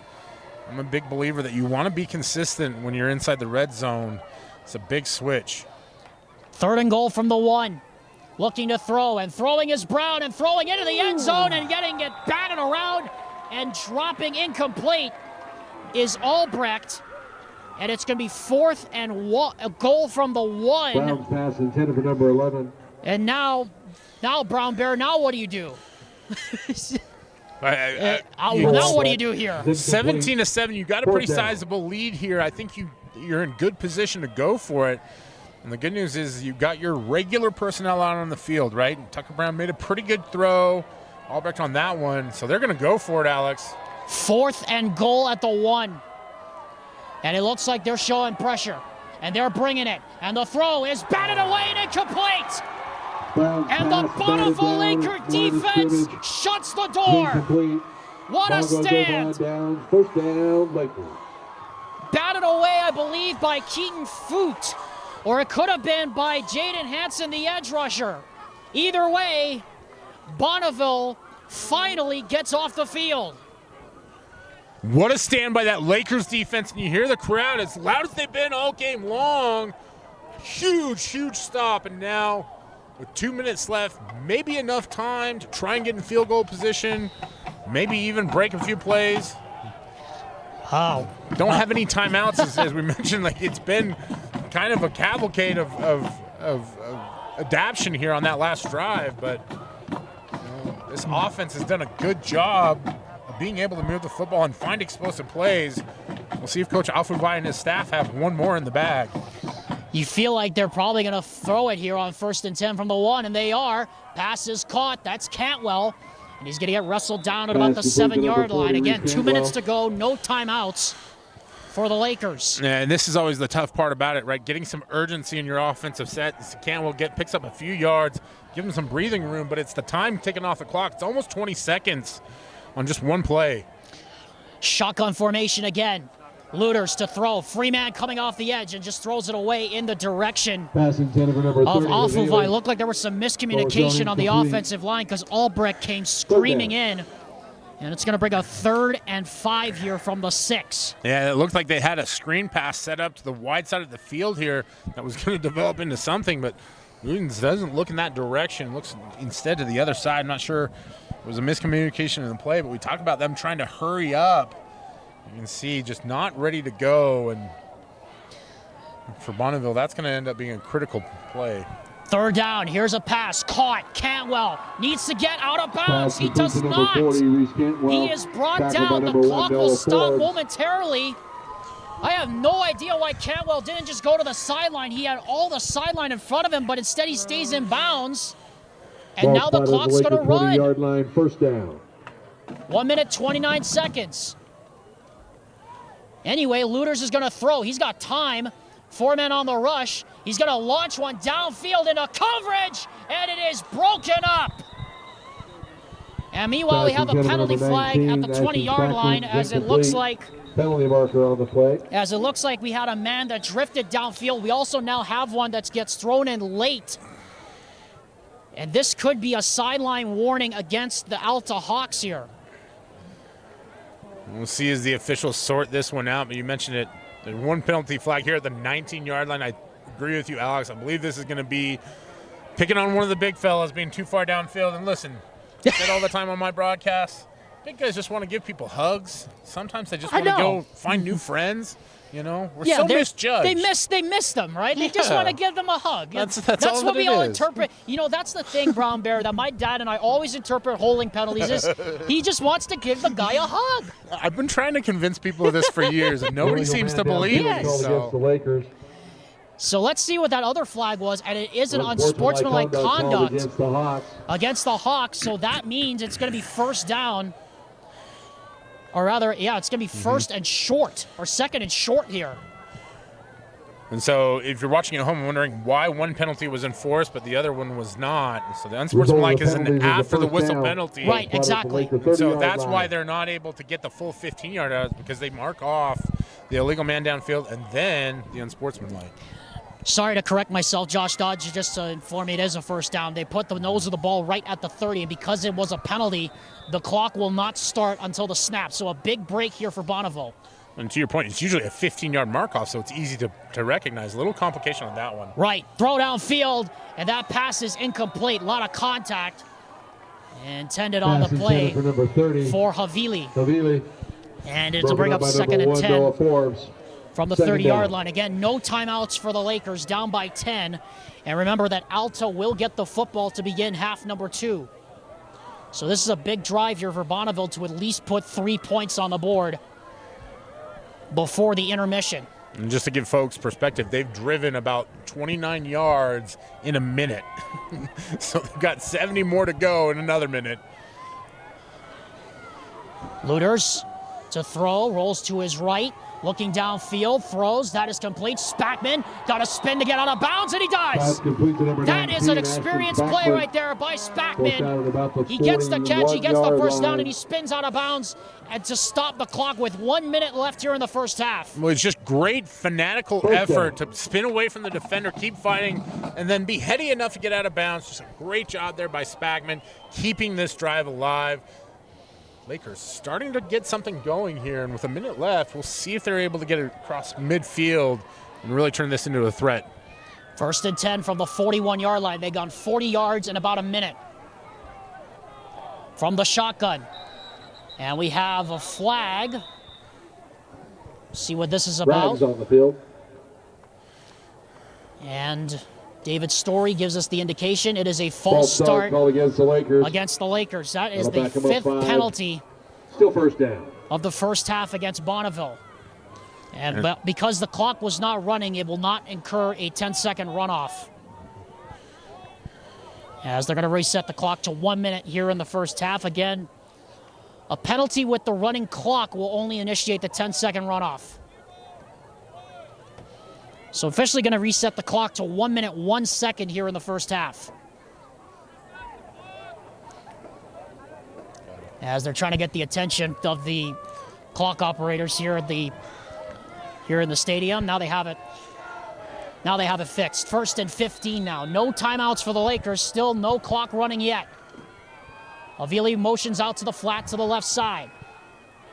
Here comes the blitz. Luters to throw. Throws the wheel route. Wide open. That's Spackman. And Spackman is hogtied down inside the 43-yard line. That's enough for a first down. As they're going to move quickly again. They'll set the ball, and then they will move the clock. Under 50 seconds to go. Don't think the Lakers have to be in any particular hurry here. They still have plenty of time. Plus, they have the whole field to work with. Luters to throw on first down. Luters to throw. Throws over the middle. That is incomplete. And again, a lot of contact, but no flag. Number 7, Brody Willis. Intended for Brody Willis, but more importantly, it stops the clock with 35 seconds left here in the first half. That it does. You still have plenty of options in the playbook in terms of what you can do. Bit of a dangerous throw there as it's a deep out route in the middle of the field, so you wouldn't be able to get out of bounds. So if you're Bonneville, take a second to catch your breath. Think if you can work something to the sidelines here, pick up some chunk yards. You got 35 seconds left. Still plenty of time to get a score before half. H back in the formation. Havili is the tailback. Luters to throw. Chip block up the middle. He's got time. And now just throws it to the sideline and throws it away. Nobody open downfield. And it'll bring up 3rd down here with 28 seconds left here in the first half. And one thing that's happening is Luters is looking to just one half of the field. It's something that you do as a coach to try and simplify the reads for a quarterback. And so at this point in time, he's letting time tick off the clock that he really can't afford to do because he's just waiting for that route to get open. Trying to wait for the pattern to ripen, as my mentor Jim Leahy would say. Now 3rd down and 10 here. From the 45-yard line. Got to get to the 34-yard line for a first down. Luters to throw. 4 men on the rush.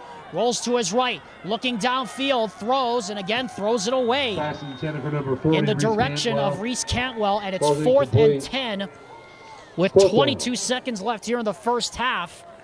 And again, Brown Bear, you're kind of here in no man's land with 23 seconds left. And Alta, you think probably they're going to be bringing the house here on 4th and long. Yeah, I think the biggest thing is with 22 seconds, 23 seconds left, is magically another second just disappeared. I don't know what happened there. Don't know what happened either. Because I saw 23 as well. We'll leave that up to the clock operators, but it really forces the issue here for Bonneville. You got to get it. 4-man on the rush. Luters to throw. Throws it deep into coverage. And it is intended for Willis, incomplete. For number 7, Brody Willis is overthrown. And now incomplete. Alta has 16 seconds left and 2 timeouts. John McAllister has already hit from 43 yards in this game.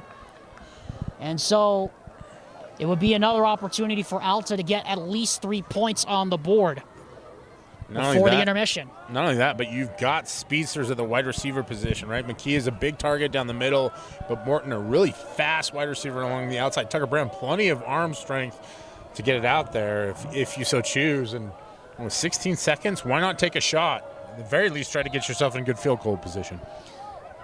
2 timeouts left for the Hawks.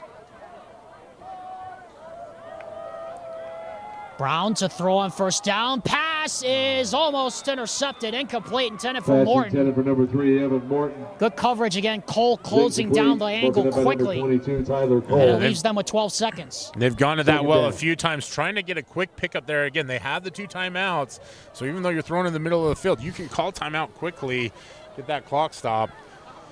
But Bonneville well prepared for that one. 12 seconds left here in the first half. 2nd and 10 from the 44. Pressure being shown off the edge, and they're bringing 4 this time. Brown looking up the sideline, throwing, and making the catch and getting out of bounds quickly is McKay. There's now 8 seconds left. And the clock will stop as McKay got out of bounds. First down. Alpha doing a good job of running plays, just 4-second increments as it goes from 12 to 8 on that one. And so you should have just enough time here, hopefully, to get your field goal kicker in range. And McAllister does have a big leg. I don't know if he has 50 in him tonight, but we may find out. Before that happens, Marshall Hendrickson sees something and he signals down to head coach Blake Burdett to take a timeout with 8 seconds left. And we'll take one with them as well. Back in 30 seconds after this word from Mountain Land Truck Outfitters with Alta on the move prior to the end of the half. From commercial to recreational truck accessories, Mountain Land Truck Outfitters has got what you need. Flatbeds, spray and bed liners, lifts and leveling kits, wheels and tires. Mountain Land Truck Outfitters proudly uses a brand you know and trust. And with our experienced, knowledgeable, and friendly staff, your visit here will be informative and enjoyable. Stop into our convenient location in Provo at 265 South 100 West or call 801-225-4637 to get a quote for your fleet or individual truck. Mountain Land Truck Outfitters. 8 seconds left here in the first half. Alexander Timolip alongside Brian Brown here at Bonneville High School. From the 46-yard line here for the Hawks. 1st and 10. And again, pressure being shown off the edge.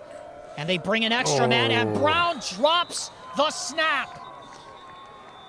And a timeout is called with 5 seconds left here in the first half. And of all the things that could have happened, Brown Bear, that was not on the bingo card right there. Yeah, one of those things that you just expect to happen every single time, and exactly see entirely what happened. Looked like the snap was a little short, and Brown just bobbled it enough and wisely jumps on top of it, but unfortunately forces the Hawks to burn their final timeout. And more than that, it's a loss of yardage, so it takes you out of any kind of opportunity for a field goal here.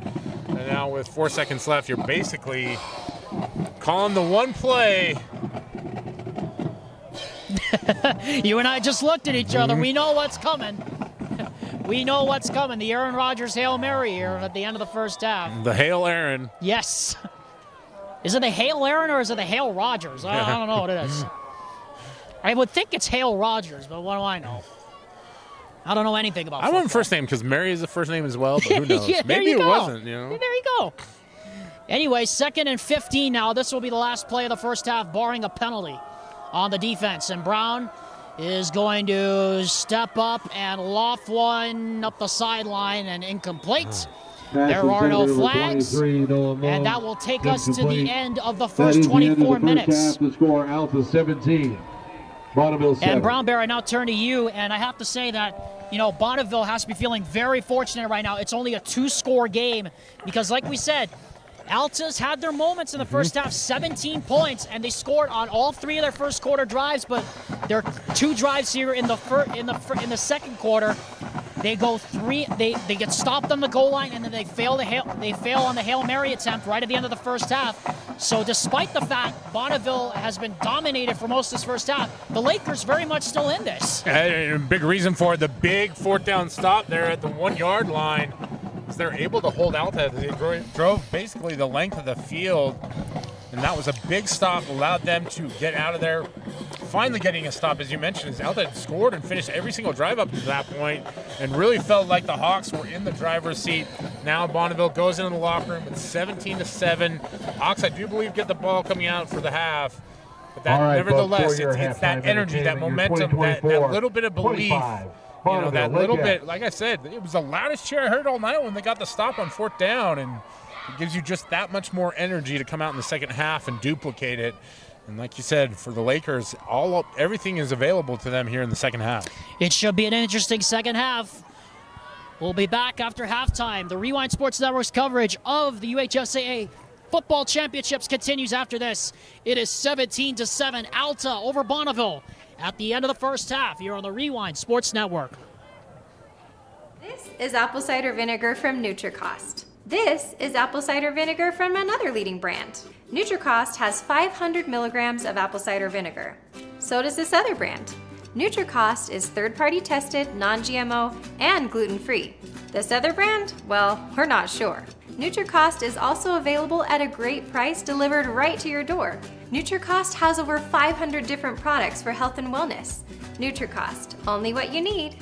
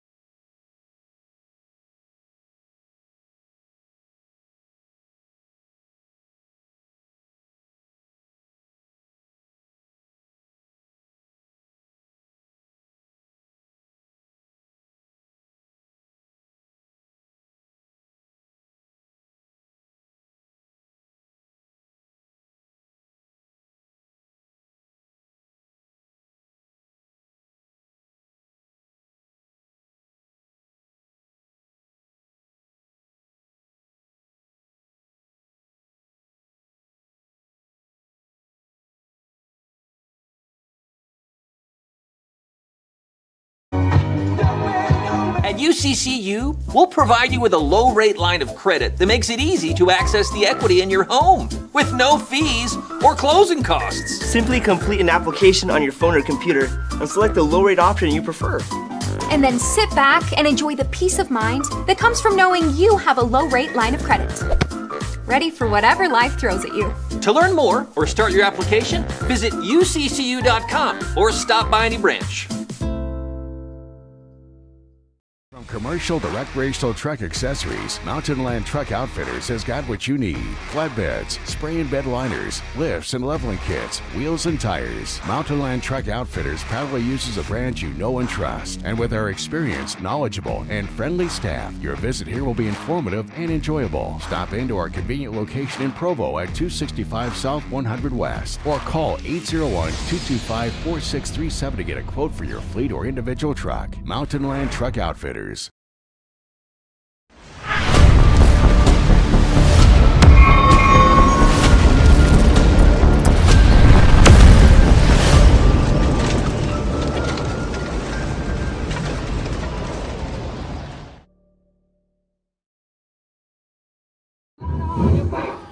All right, folks, welcome back. This is the Rewind Sports Network and our coverage of the UHSAA football playoffs. Our coverage tonight presented by Heidemann and Associates. Under 2 minutes left to the beginning of the second half. Brian Brown alongside me, Alexander Twillip here at Bonneville High School. Brown Bear, we talked about it before going off the air for halftime. Bonneville very fortunate. They're down by only 2 scores heading into the second half. But we should also underscore how big it was for them to get at least out close to midfield prior to the end of the half. It didn't end in any points, but it did not allow Alta to put more points on the board, even though they turned it over on downs. Yeah, it really was a collective effort, right? The offense being able to get the ball out to midfield, and then the defense holding Alta. And I think the big part in that sequence was the fumbled snap by the Alta Hawks, and that just really killing any opportunity to either get another play off or to get a field goal. And so to get the ball with 2 minutes left on your own 1 yard line and have it end up with no points, no turnovers, no issues like that, to your point, a very good momentum building play for the second half. And I kind of look at this game like a prize fight. The first couple of rounds, 2 teams feeling each other out, and we should see some real electric play. Because for one of these squads, this is going to be it for their season. So Brown Bear, I also want to bring up a point that we made at the top of the broadcast, is that Alta 17 points on all 3 drives in the first quarter, but then there are 2 drives in the second quarter, the stop on the goal line, and then they petered out at midfield at the end of the half. You kind of do get the sense that this is a bigger drive for Alta than it probably is for Bonneville right now. Yeah, and they really need to come out of the locker room firing on all cylinders. They should get the ball here to start the half, as we see McAllister. Boy, he just banged one from 45. So we'll see how that plays out in the scope of everything here. But 17-7, everything is on the table. It's only a 10-point lead, a 2-possession game in essence for the Hawks. And for the Lakers, it's an opportunity to get back to the offensive style, using the screen game, using the wide side of the field to get the ball moving. All they have to do is get a stop. And the stop they got was a big one, that one where they stopped the Hawks on the goal line on 4th down at the end of the half. So here we go, 24 minutes left in one of these teams' seasons. The winner moves on to play Bountiful next week. The loser season is over. The kickoff will go down to the 5-yard line and be taken by Warren. And Warren comes up to the 20, comes up to the 25, gets outside, and is going to get out of bounds at about the 25-yard line. Rylan Clayton actually is the man who got there, and we have a man down for the Alta Hawks. It looks like that's Nick Vigos on the kickoff return team, and he's in some pretty serious distress. Not able to see exactly what happened, but down there at about the 31, 32-yard line, and he is in, as you said, serious distress. Now the helmet comes off. It looks like he was favoring that right leg. You never want to see that. I mean, I'm hoping it was on a hit, because If it's a non-contact injury, that would make things a whole lot worse. But Vigos went down immediately and started pounding the turf in distress. And it happened almost simultaneously at the end of Warren's return, as he was able to get the ball out to about the 32-yard line on that one. Yeah. Doing a good job of following his blockers. And, boy, you know, we talked about hype it all up, and then all of a sudden to have an injury like this, you wonder how teams will respond, especially the Hawks. And good news is up on his feet. Looks like he will be taken off the field. Yeah, and he is putting absolutely no weight at all on that right leg. So that's not a very good sign. That he is not only being assisted off the field, but he is also not putting much weight, if at all, on his right leg. And we are hoping that it's not a non-contact leg injury, because that's the kind of thing, when you see that normally tells you it could be an Achilles injury, and that's never a good thing. Scary for sure. From the 31-yard line now, 1st and 10 on the first drive of the second half for Alta. And the handoff goes to the left side, and getting out of a tackle and then getting smothered in the backfield is John Russell, relieving Nolan Lones. Second down. Well, it was a good job by Russell to just get back to the line of scrimmages. There was excellent penetration from that defensive front there, especially from the right-hand side at the edge. Second down. And 10 yards to go. No gain officially on the play. Brown to throw. That is complete. And getting hit immediately is Warren. And he gets brought down by City. Warren. City created some traffic right there, and it is third down again here for the Alta Hawks on 2 plays. 35-yard line, third down. And you see that coverage tightening up just a little bit more as Diesel City's right on top of Warren when he catches the ball, brings him down. So just a short gain, and now third. And we'd call it almost long here for the Hawks, but a very critical third down. They were 6 of 9 in the first half on third downs. 3rd down and 6 this is from the 35. Brown to throw, pressure coming, throws. Who else? That's McKay. And that's a first down out to the 44-yard line. I mean, McKay has been the go-to guy all night long, and why not go back to him again? And does a great job of securing the ball, able to get the first down.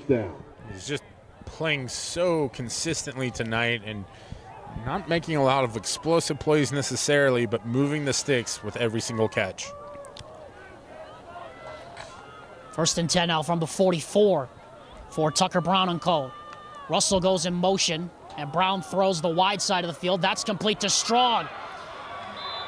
And William Strong has a first down all the way out to the 43-yard line. I'll pick up a 13 yards. Just a simple curl route, but he's able to evade the first defender and break that tackle, pick up the big gain, and almost get an explosive play out of it. Again, explosive plays, 15 yards or more.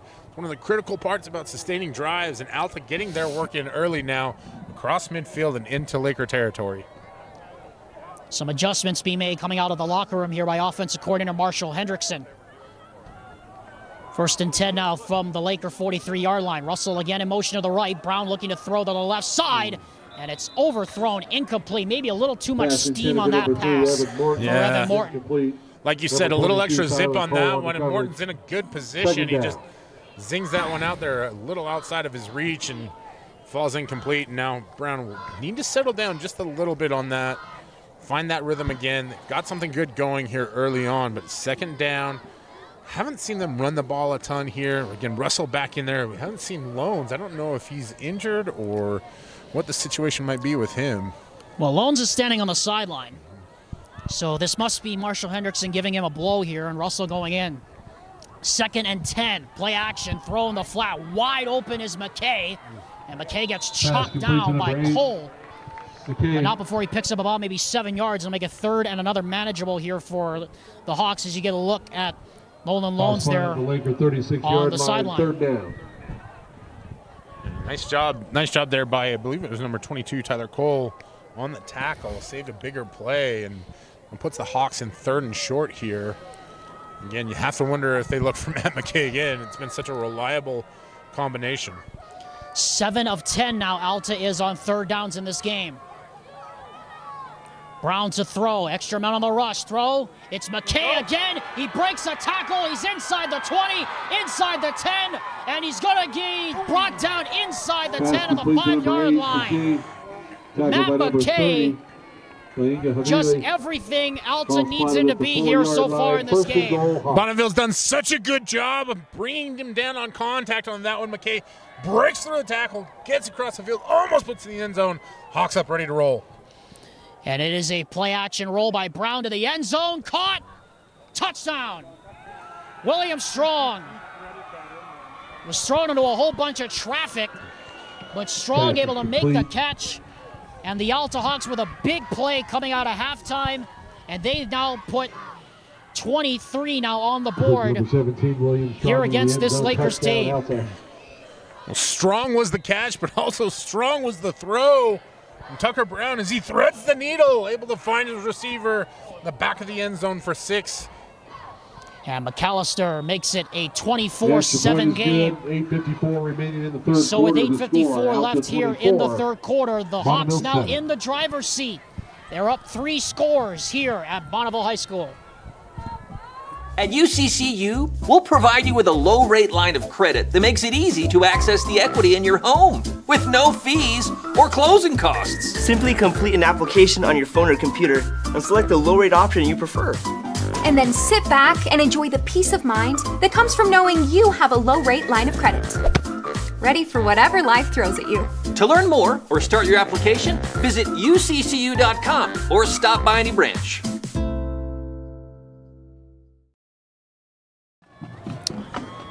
Alta Hawks lead 24-7 here. Alexander Tim up alongside the Brown Bear, Brian Brown, here at Bonneville High School.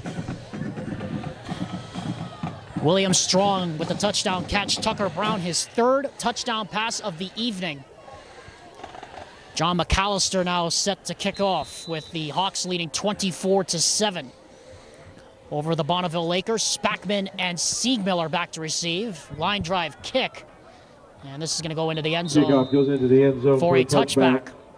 Ball will be spotted at the Lakers. So Brown Bear, I turn to you down. now, and look, and Bonneville's down 17 points. They got a quarter and about 9 minutes worth to go ahead here and get 3 scores to try and save their season. Well, and they've got to attack it the same way you attack eating a 1,000-pound elephant, right? One bite at a time. And so for them, it's all about this drive, taking it one play at a time. And it's such a cliche that we hear all the time, but there's a reason that cliches exist. It's because they have relevance. And so expect the Lakers to get back to a lot of what we saw early on in the game, using the screen game, using those sideline passes to get those small chunks.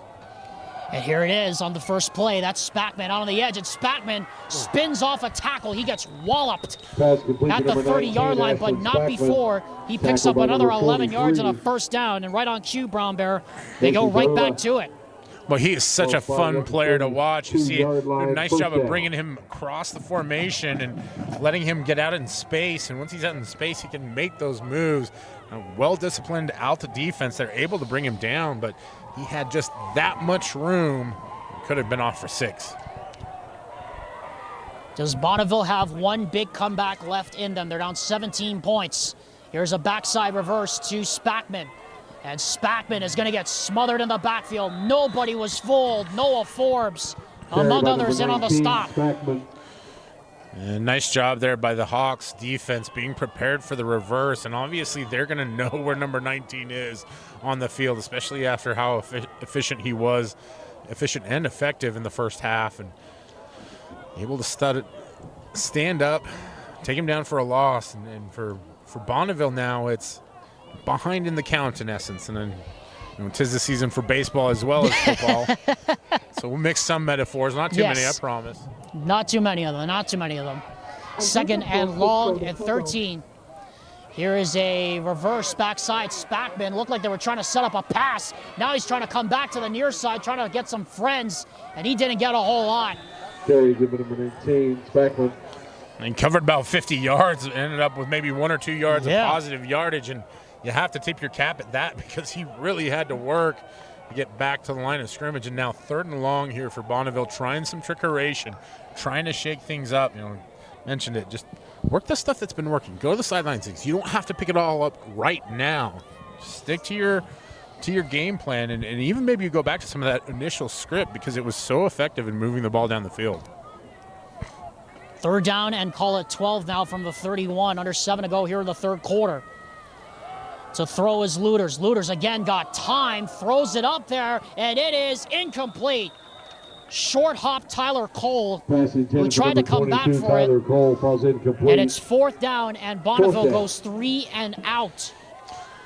Yeah, good awareness there by Cole to come back and try and get at least pause underneath the ball. Not able to reel it in, but just see what happens on 3rd and long. And Loons just doesn't have enough arm strength to get it out there on a line, and that's a long, long throw. I'm not being critical. Most of us can't get it out there on that one. We have a penalty flag from the back. Looked like there might have been too many men in the formation against Alta, and there was. So 4th and 12 turns into 4th and 7 here, but Bonneville, after the first down, goes 3 and out. And they're going to give the ball right back to the Alta Hawks offense. Illegal substitution called against the Hawks. It's a 5-yard penalty. So Ashton Nichols, the punter, will get a few more yards here to work with. For the returner, John Russell, who stands back heels on his 30-yard line. Nichols gets it away, and it's a good punt. Line drive, and Russell makes the catch, and he gets horse-collared down out about the 25-yard line. Good tackle by Diesel City. And Diesel City's been really impressive all game long. This does a great job of breaking it down and tackling Russell before he's able to get any kind of 25-yard line space on that one. And really for Bonneville, that's a great weapon to have. You're able to flip the field. Now Alta starts out on their own 25-yard line, actually worse field position than when they came out for the second half. And actually, this is their worst starting field position they've had all night. As Loans goes back into the backfield here on 1st and 10 from the 25-yard line for the Hawks. Brown, spin out to the left, throws, and it is incomplete. Trying to look on the screen for McKay, but lofted it even a bit too far for his big frame. Yeah, just a little high there. Matt McKay able to get a hand on it, but not able to reel it in. And those are the kind of passes that you always worry about. Any kind of tip pass or deflected ball, because that's up for grabs. And there's not enough defenders in the area to turn it into a turnover. And that's something that I think Bonneville would really love to get right now if they could. I mean, you talked about a turnover, Brown Bear. They really need it right now. No turnovers so far in this game. If you can count the turnover on downs as one, but really, in essence, there have been no turnovers here in this game. McKay has been doing most of the work. Here's Will Strong out on the edge. He gets a good one-on-one tackle there by Ashton Nichols. And again, this brings up another 3rd down. Pass complete to number 17. Here for the Hawks. Tackled by number 2, Ashton Nichols. Again, we keep harping on it, Brown Bear.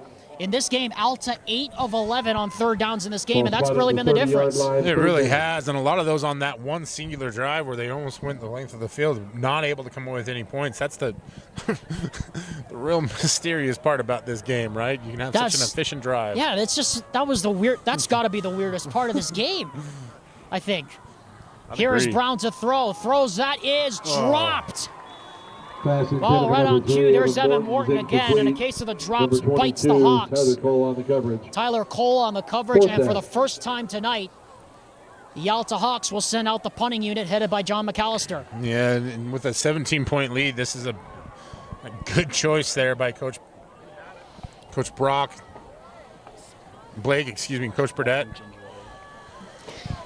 And looks like Spackman and Siegmiller are going to go back to get the punt here from John McAllister. Snap to McAllister, rugby-style punt. It's a sidewinder off the left side. And it is going to take a hop right into the arms of Siegmiller, and he gets walloped at the 30-yard line. Good coverage downfield by that Alta Hawks special teams coverage. Bennett Coaster, among others, on the stop. Good time to remind you the Rewind Sports Network and our coverage of UHSAA Championship football continues next week, Friday. Check KSLSports.com for where we'll be throughout next week. We know we'll be at one game. Join Jake Hatch and Nate Carter for Lone Peak against Harriman. What an interesting matchup that will be down in Alpine. Coverage starts at 6 p.m. next week, Friday, on the Rewind Sports Network. A lot of the higher seeds getting the bye week off. That's right. Able to come out and watch some teams that maybe don't get as much attention from Rewind this week. Really exciting. Exactly. First and 10 from the 30-yard line. Can the Lakers get something going? Throw. That is complete on the sideline. Getting up the sideline and getting bumped out of bounds is Briggs Taylor. And Briggs Taylor has a first down to the 45-yard line. Yeah, one thing you notice about these Bonneville wide receivers, they're all able to get away from initial contact. Not sure if that's something with Alta, where they're just not breaking down well enough on the tackles. But they're able to get that big yards after contact, the yak, if you will. And that one turns into a first down. Again, goes back to my original point. Take the small stuff, the easy stuff. Turn it into something big rather than trying to keep going downfield too much. Bonneville trails 24-7. Looters to throw, and before all that happens, we have a flag. And another false start called against Bonneville. That's going to be their 8th penalty of the game. False start called against the Lakers. That's 5 yards. This is what we talked about, Brown Bear. This is what's been hurting Bonneville. All these self-inflicted errors. 8 penalties now in the ball game have put them behind the, and they're behind the sticks again. Yeah, the good news is it's first down, so you still got some time to pick up that yardage. Bad news now is it's 1st and 15, right? And so that does kind of force you in to a different play calling mode or a different thought process at the very least, trying to pick up those extra yards, and just the self-inflicted stuff has to end if Bonneville wants to win. Alta, by the way, has committed 6 penalties on their ledger tonight. Bonneville 8, so it's been a flag-filled contest, mostly small penalties, besides the big one we had earlier with the unsportsmanlike conduct penalty against the Hawks. 5 into the pattern here for Looters. He swings out in the flat. Spackman cuts it back. Spackman switches arms, and Spackman is blocked down. Brought back maybe about 3 or 4 of those yards before he finally got taken down on the play by Mason Tuala. Nice job by Spackman to pick up the yardage, but may have gotten away with one, as it looked like there was a Bonneville Laker that had just showing a little love and positivity out there. The old Brian Brown just trying to give somebody a hug. A little love and tenderness. Yeah. Again, always grateful for the officials and the work they do. It's very, very hard for them to see everything, especially with as much as is going on down in the field. First and our 2nd down and 12 now from the 42-yard line. Good one-hand snag by Looters. Blindside pressure comes. That pass is caught. That's Spackman trying to fight for yardage, and he gets waffleboarded into the turf at about the 48-yard line. It'll be short of the first down, but it'll be 3rd and manageable here. 3rd and call it about maybe 3 for the Lakers. And Looters pays the price on that one. He does a great job of reeling in the snap, and then gets just obliterated by Albrecht. Able to find his receiver, and one thing that's so interesting about Spackman, he does such a good job of using his hands, not only in the catch game, but also to create separation after the catch. Able to pick up some more yards, and now 3rd and short-ish for the Lakers. Got to get these 3 yards.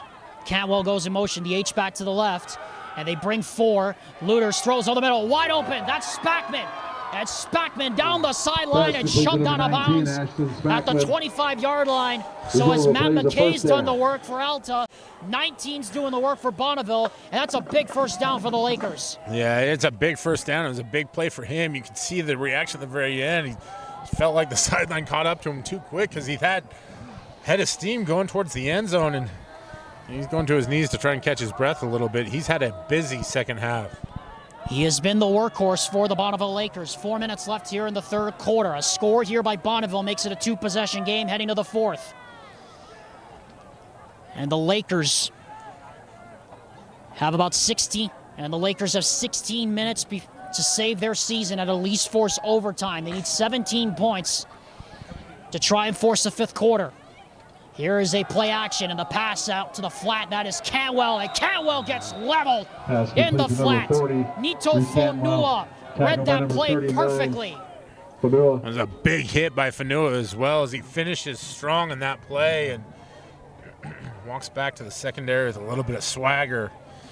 A good stop for that Alta Hawks defense, and you can see why Spackman has been getting so much work. Just haven't found anything else yet in the second half to really duplicate his production. 2nd down and 10. No gain officially on the play. From the 29-yard line, Cole comes in motion to the left. And Looters with 4 men on the rush. Got time, throws, and the pass is broken up. Great job. Broken up on the play by Bennett Coaster. Intended on the play for Briggs Taylor, and it's 3rd down again. Just a phenomenal job there by Coaster as he's able to get a hand on the ball and knock the ball out. Just this Hawks defense bearing down when they need to most as Bonneville's threatening here. The 29-yard line and 3:17 left to play. Those opportunities to score are starting to dissipate. So from the pistol now, Looters. And you talked about it, Brown Bear. The scoring opportunities are starting to minimize here for Bonneville. They need to score. Even just a field goal on the board would give them a long way to go. Looters to throw. Again, got time, sidearms it out to the right and didn't get enough on it. Incomplete, intended for Cantwell. No flags on the field, and once again, 4th and 10 from the 29-yard line. Brings up 4th down. And given the time and the score where it is, Brown Bear, I can't see any other option for Bonneville as you have to go for this. Yeah, and you've had too much, you put in too much work already for this to end, you know, with a missed field goal or even something worse potentially, like a block or a missed snap. And so at this point, you have what you have, and you're going to try and do the best you can to find something to pick up the first down here. On 4th and 10, it is going to be a task. 4th and 10, triple wide receiver lines up to the right. Now Havili comes in motion to the backfield. And Looters to throw. They twist the front. Looters throws down the middle. Pass is deflected. Should have been picked. It's incomplete nonetheless, intended for Spackman. Ball's incomplete. But it doesn't matter. It'll be a turnover on downs. And meanwhile, Bennett Coaster is slow getting up. Alta. And he's able to get up on his own power. But again, another turnover on downs for the Bonneville Lakers. And that Alta defense tonight really bearing down Brown Bear. I mean, it's been pretty impressive to see this Alta defense go to work here tonight. It has. It's been a tale of two halves, really, for the Hawks defenses. They're starting to really bear their claws and get after the quarterback. And you can see Luter's not a very evasive guy. He has to stand back there in pocket on that one, really put some zip on it, so much that it went through 3 sets of hands before it fell incomplete. And see, Coaster's a little slow to get up, probably got the wind knocked out of him. He really tried to get up there to catch it. 1st and 10 now from the 30-yard line. Here's a handoff. This is Loans. Carried by number 23. And with Alta in the driver's seat with 3 minutes left to go here in the third quarter, you're going to expect they're going to take as much time off this clock about 3 as they possibly can. And yeah, it's all about minimizing possession and milking that clock. Yes, correct. Under 2.5 now to go here in the third quarter. It's been all Hawks here tonight. Here's a handoff on an inside zone to Loans, and Loans is able to squirm for about a yard. Loans. Brought down on the play that time by the middle linebacker, Keaton, brings up 3rd down. Keaton Fute. Yeah, we haven't called his name a lot, but the interior of that Bonneville defense, every time it's been tested, they've stood up strong. Nice job there by that front, we'll call them a front 6. They run that kind of 3-3-5 look. High school level, you have to get a little more creative sometimes Yeah, based on the roster. Yeah, you have to work with a little bit what you got, right? Yep, that's right. There you go. 3rd down now and call it 5. Play action, Brown throws in the flat. That's complete to McKay. Pass complete to number 8. He is going to... That is going to be close. Havili made the stop. They're going to try to see where they're going to mark this. I think they're going to mark him just about a half yard short of the first down. So officially 4th and about a half a yard-ish, if anything. But I tell you what, they gave him the first down on that one. It's close enough. They'll just give it to him. Yeah. Yeah, and to be honest, I think Matt McKay got it just on effort alone, right? Yeah. Havili dragging him down, and you see him reach that long arm out and get it just past the sticks. You know, I thought it was a first down as well, but really just it's about the effort. Every time I see Matt McKay play, it makes you happy. I don't know how else to describe it. It's making us happy watch him here tonight. As a swing out in the flat. Loans breaks a tackle, able to get a block on the outside, and then finally gets wedged to the turf. Pass complete to number 23. Ashton Nichols had a beat on him in the backfield, but Loans able to squirm out of it for an extra 5 yards. And talking about making you happy, Loans doing a good job of making his teammates happy, breaking that tackle and getting positive yards on that. So much of high school football is about staying on schedule, and for any parents at home that may be watching, you know all about that, right? Daylight savings time's coming up. Nobody's going to be happy about that because it knocks you off schedule. And same thing when you're running an offense. Just want to try and keep those increments going. I wonder what that says about the parents currently watching in the broadcast house as well, as that pass is incomplete, thrown behind Breck Warren. Pass intended for number 88. And bring up third down here with 45 seconds left to go here in the third quarter. And that one just a little behind Warren. We've seen Tucker Brown, just a junior, but I think there's a lot of potential for him. He'll go into the offseason with a lot more confidence, a full season starting under his belt. And you had the advantage of having a great wide receiver and Matt McKay. There's your kind of safety blanket, and good group of receivers coming back next year. This Hawks team is primed to really grow. Third down and 5 now from the 44. Russell goes in motion, and we have a flag. Well, you mentioned at one point, Alex, that it's a lot of little penalties, but those little penalties have added up to big advantages in opportune moments for the Hawks, and that one looks like it'll be just enough to get the first down. First down. Oh boy, those are the kind of plays that give a coach gray hair. You have to give up a first down and just not even get a chance to compete on a play, and it's been that kind of day for Bonneville, really. Yeah, been a frustrating one for the Lakers here tonight. McKay goes in motion on 1st and 10 now from the 49. Handoff goes to Russell, and Russell able to squirm forward for about 5 yards. And where the clock is, I number would 21, John Russell. think that might be the end of the third quarter. We'll Ball see down if at the 46-yard line of the Lakers, second down. head coach Blake Burdett and offensive coordinator Marshall Hendrickson want to run one more play. Looks like they want to. And this is one of those situations where not having a play clock down in the field kind of forces your hand in this situation. You don't know the exact differential between the 40-second clock as the ball is spotted and the game clock. 2nd and 5. It'll just be an inside zone to Russell. And Russell breaking free into the clear. And brought down inside the 5 at about the 3-yard By number line. 21, John Russell. Boy, John Down Russell at about the almost 2-yard housed it. line. But more importantly, it takes us to the end of the third quarter. And Brown Bear, if that tells you the story of the night for the Alta Hawks, this offense really has come alive in this game. 24. And just what a call. We talked about it, trying to force your hand a little bit. John Russell forces the conversation into overdrive as he bounces to the outside and almost gets into the end zone. And for the Hawks, everything is flying high going into this fourth quarter. We'll head to the fourth quarter. The final 12 minutes coming up when we come back on the Rewind. At UCCU, we'll provide you with a low-rate line of credit that makes it easy to access the equity in your home with no fees or closing costs. Simply complete an application on your phone or computer and select the low-rate option you prefer. And then sit back and enjoy the peace of mind that comes from knowing you have a low-rate line of credit. Ready for whatever life throws at you. To learn more or start your application, visit uccu.com or stop by any branch.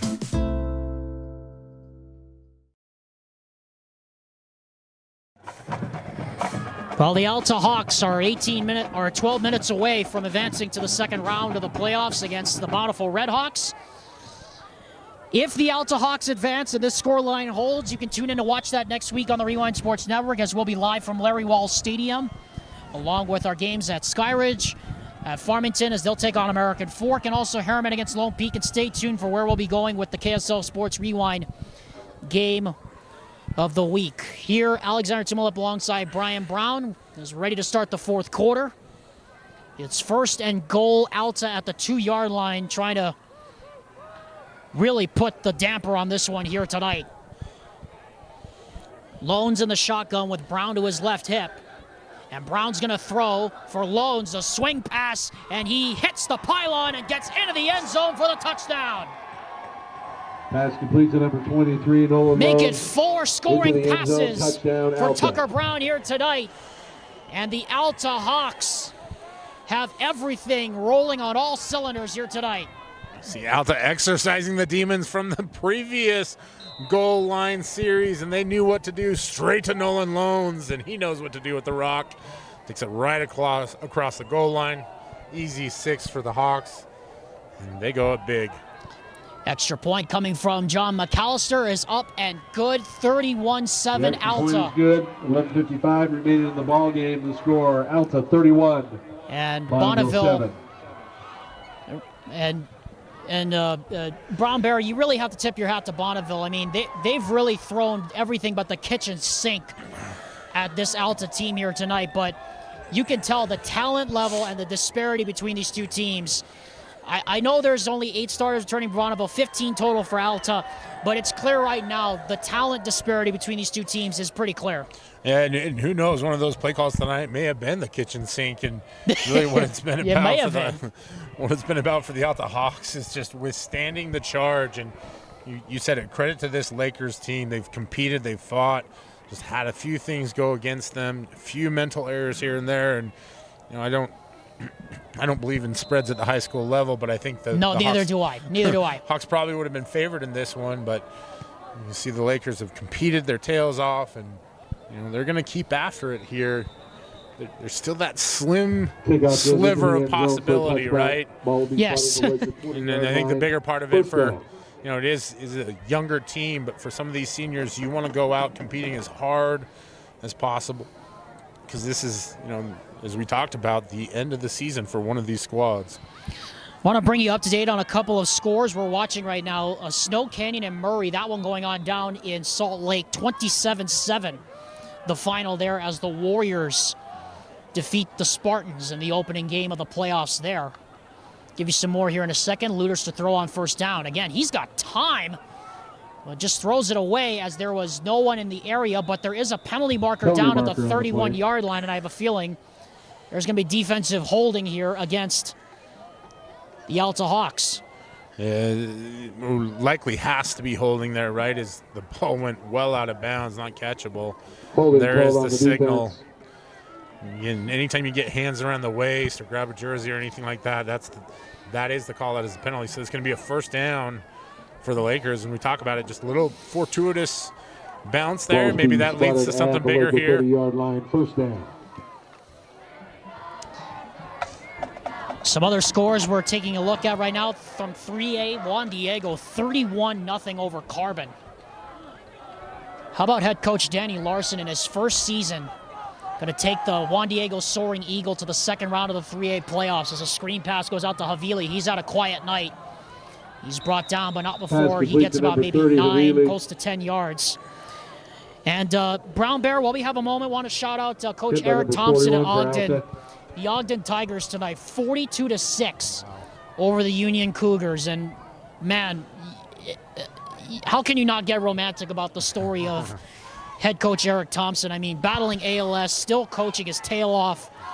And Ogden 7-3 now this year. I mean, they've had an amazing season. Yeah, I don't think people understand the struggles that he's had to go through. And in one game, had to coach essentially from the front seat of a pickup truck. Yeah. Pass complete to number 40. We see a bit of a truck stick there. Hit hard by number There's 25, Riker Ellis again on Cantwell. But yes, I mean, if anyone has seen, and this is the thing, Brown Bear, if anyone has seen the amount of work it takes just to get Coach Thompson up to the press box so he can coach the games for the Tigers, that should tell you just alone how much dedication that guy has for the game of football. I mean, it's amazing. And not just Coach Thompson, but that entire Ogden community. And it goes in all aspects, the administration, everything, top to bottom, that community. It's a very proud community, a strong community, as we see flag come out late here around the 48-yard line on the Alta side of the field after the sack. But, that's a big reason for high school sports, so we get those kinds of stories and to really build communities. And yes. It comes down to so much more than just the results. It absolutely does, as it looks like we're going to have a holding penalty again against the defense, against Alta. That was, by the way, the first sack of the entire game for either side. But it's going to get wiped out by the holding. That's just going to be a hands to the face infraction against the Hawks, and so that's going to be another 10 yards from the spot of the foul. Yeah, it was a bit of a later call, too, kind of towards the end of the play, as really Luters had already gone down almost when the flag was thrown, and boy, this one is going to be very punitive as it goes from the original line of scrimmage. And ball spotted at the Alta. Not only does Bonneville get the first down, but now down. pushes them deeper into Hawk territory, the 44-yard line. Bonneville just trying to get something going here, down by 24 points. They were down only by 10 at halftime, but things have unraveled fairly quickly. Luters to throw, gets hit as he throws again, and open in the middle is Cantwell, and Cantwell takes a shot Pass complete to as he number gets to 40, the 32-yard line. Again, Alta has 41 for Alta. most, if not all, of the subs in at this point with 10 minutes and 16 seconds left in the fourth quarter and up by 24. Ball spotted at the 32-yard line, first down. Again, if this result holds, Alta will face Bountiful next week at Larry Walls Stadium. What a matchup that's going to be. And again, another opportunity for us to see one of the best running backs in the state, Siaki Fekitoa, along with Emerson Geilman, who we were at that game 2 weeks ago when Bountiful pulled off that upset of undefeated Roy. Basically tipped 5A entirely on its head with that one. Exactly. It was basically a one-horse race at that point, if you can call it that, as Luters gets hit again as he throws. Early contact, and here comes a flag. Pass intended for number In 30, from the back. He's incomplete. And Penalty meanwhile, marker on the play. Luters is down and slow to get up as well. And meanwhile, Bear Turner's cramping up on that far side. Or rather, Pass that's Bennett interference call Coaster against Alta. who is called That's a for, who is 15-yard cramping up penalty. on that far side. First down. Boy, a lot of chaos happening on that play, as you mentioned. Yeah. Luters under duress in the back. You see Timmy Snell hop off the field here. I wonder if that one was just a cramp or something. And shout out to Timmy, one of my favorite players personally on this Alta Hawks defense. He's undersized, but fights with tenacity. And the bigger story, I think, on that one is that Bonneville gets the fortuitous penalty, now puts themselves inside the 20-yard line in the red zone. 8th penalty of the game against Alta here tonight. 1st and 10 now from the Alta 17 as the throw goes into the end zone, and it is complete. Touchdown. Pass complete to number 40, Reese Cantwell. Reese Cantwell gets into the end zone, and the Lakers finally get back on the scoreboard with 9:32 left to go here in the game. And it looks like the Lakers are going to go for 2 on this one, and smart play in my estimation. Oh, no, they're going to kick the PAT here, so. All right. I thought here, if you go for 2 here, then that. I thought so too, but the extra point is up, and it is good. So 31-14 is now your score. Remaining in the ball with game. 9:31 to go here in the ball game. Bonneville Alta still 14. in the driver's seat here, up by 3 scores. Approaching the end of the game here tonight. At UCCU, we'll provide you with a low-rate line of credit that makes it easy to access the equity in your home with no fees or closing costs. Simply complete an application on your phone or computer and select the low-rate option you prefer. And then sit back and enjoy the peace of mind that comes from knowing you have a low-rate line of credit. Ready for whatever life throws at you. To learn more or start your application, visit uccu.com or stop by any branch. I hope so. Touchdown completion from Cole Luters to Reese Cantwell as the Bonneville Lakers trying to see if they can't pull off a miracle here with 9 minutes to go and down by 17 points. We expect we're going to see some form of an onside kick, whether a pooch kick or a squibber or something. As there's a lot of people lined up on that front line there and it's going to be a pooch kick, trying to see if they can get it before it bounces out of bounds. And just an unfortunate break there as it took a sideways bounce, not a backwards bounce. It would have been a live ball. Could be spotted at the 35-yard line. So the kickoff will go to the 35-yard line, and Alta will take over there. It's a good time to remind you the Rewind Sports Network and Heidemann and Associates will be proud to select our choice for the player of the game. Brown Bear and I will have that at the conclusion of tonight's playoff game. It's presented by Heidemann and Associates, the law firm that's committed to going above and beyond the call for you, the client. Tucker Brown looking for one last drive to put the baby to bed here tonight here at Bonneville High and advance this Hawks team to the second round. Brown swings it on the flat, complete to Loans, breaks a tackle, trying to get outside. He gets brought down quickly. 23, Loans. At about the 33-yard line, loss of 3 yards on the play, and Brown Bear, that's exactly what Bonneville's going to have to do for the rest of this game. I know there's still 9 minutes left, plenty of time, but they're going to need stops, and they're going to need them in a hurry. Yeah, and that's really what Alta's fighting against here is the clock, not so much the scoreboard. And so you want that clock to tick as much as possible. So anything within the field of play where that clock continues to run is a win. In essence, willing to concede a couple yards if necessary. Just don't want to throw any deep passes or long balls and get that clock stopping. Again, no play clocks here on the field, so they're having to keep the time on the field here for both sides. Brown's a throw on second down, looking, throws down the middle for McKay, and it is broken up. Pass intended for number 8. As getting his hand in the cookie jar right there was Daniel Park.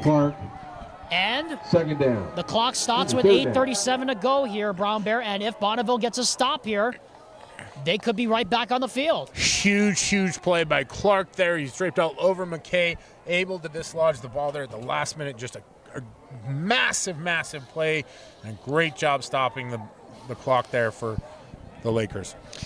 3 timeouts still left for the Lakers. Does defensive coordinator, head coach John Afuvai's defense have one more play in them to give his team perhaps a chance? From the 33-yard line, 3rd and long. Brown looking, throws, that's complete, and getting away is Warren. And Warren is finally tripped up from behind at about the 49-yard line. It looked like City had a beat on him, but Warren, with the extra effort, able to pick up another first down, the 10th third down conversion of the night for the Hawks.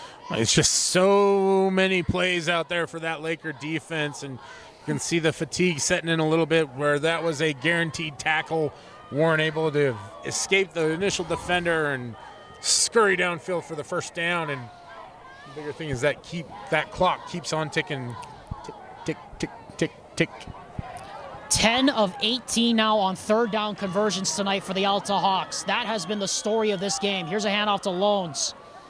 And Loans squirms his way into the pile for about maybe 2 yards. Carried by number 23. Brown Bear just had to break out there the Chris Berman tick. I don't have quite the voice that Boomer does, but second down. Again, you can see now Alta starting to pick up 2 and 3 yard chunks, just rushing up the middle. Just the scope of the game has changed completely, and that is the reality is fatigue does set in for these squads. You're seeing it in live action, playing in favor of the Hawks. 2nd down and 8 now from the 46. Loans, a motion out to the left. Extra men on the rush. Brown steps up and now he's going to take off. He's got some space out to the right side. And he gets out of bounds. We're going to mark him officially at the 29-yard line. Pickup of 17 yards. That's the Tucker Brown we know that can scramble out of the pocket and make plays with his legs. 29-yard line, first down. And if you're sitting on your couch at home streaming, why do you run out of bounds? Well, that's what you're coached up to do. But I think the more important part to extrapolate from all that is Tucker Brown, the smart play, immediately sees the defense covering his guys, knows he's got open field there to the right side, scampers off for a first down and more. And this Alta Hockey offense is in control. Well, they have been in control really from the beginning of this game. Here's a handoff to the left side. This is Loans. He gets waffled by Afuvai, among others, as the clock now runs under 7 to go here in this game. And this Bonneville Lakers defense has been up to the task. You mentioned Afuvai, Pututau. It's not the biggest of units, but man, they play and they fight hard. Still not giving up many yards in the ground game. And like you said, Brown Bear, this is an Alta team that has not rushed for a whole ton of yardage, under 60 yards averaged all season long. 2nd down and 10 now from the 29. Brown looking, throws, that's complete, sitting in the zone, making the catches. Albrecht, that's a big body to try to bring down, and he gets out of bounds inside the 10-yard line. And you can just see now this Alta team really taking control physically at the line of scrimmage. The confidence is taking over. They're in the driver's seat. You can see Looked like Albrecht wanted to run that one in the end zone. Knows what the strategy is, though. It's about killing the clock. And one more play. Brown looking, throws. That's Albrecht again. Forward progress should give him about the 6-yard line as we're approaching the halfway point of this final period. And it's not a touchdown, but he gets another catch. Another little bit of a pad in the stat column there for him. And Ball's again, the 5-yard line. the clock ticks under 6 minutes now with Alta in control. One thing is for sure, Alta making it very hard for us to decide who the player of the game is going to be at the end of this one. Here's Brown, and he's going to take it on the quarterback, power to the right side, and he's going to get clobbered out of bounds, puts his shoulder into somebody, and meanwhile there's a flag that goes down late. I wonder out loud if we're going to have an unsportsmanlike conduct foul against somebody for saying the magic word. That flag flew out with authority there from the side judge, and so you have to believe it is going to go against the Lakers there. Something was said or someone made some sort of gesture or something like that. Yeah, the frustration boiling over here for Bonneville. And we do have a personal foul. And it was a late hit against Bonneville. Not the hit going out of bounds, but it was something after the play against the Lakers that is called against Bonneville. So it'll be 3rd and goal at about the 1. 3rd down. And that's what I was trying to say. He was trying to get out of bounds, went down kind of awkwardly. So not a late hit, like you said. John Russell in the backfield on 3rd and goal. Brown looking to throw. Pressured, throws to the end zone, and it's through the hands and incomplete. Intended in the end zone for Evan Morton, and so it's 4th down here with 5:37 left to go. 4th down. And that's one I think Brown's going to want to have back. Yep, I was going to say the same thing. It's a tough throw as you're rolling out to the left, trying to throw back over to the right, and just the timing off just that much. And looks like that Hawks are going to kick a field goal here. I think bigger deal on that one is just the clock stopped, and that was precious seconds that they could have ticked off. Actually, we're gonna have a wildcat run here by Matt McKay. So 4th and goal from the 1. McKay gonna take the snap, put his head down, and get in. Carry by number 8. Touchdown. Matthew McKay goes into the end zone. Touchdown. What a night for Matt McKay. He's done it all on the offensive side, and he gets his touchdown.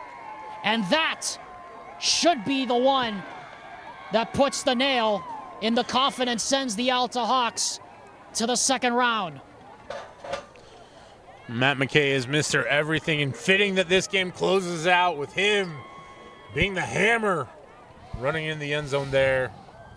Off the, I believe that was borrowed, looked like it was a borrowed little wide action from the Oklahoma State last Friday night against BYU.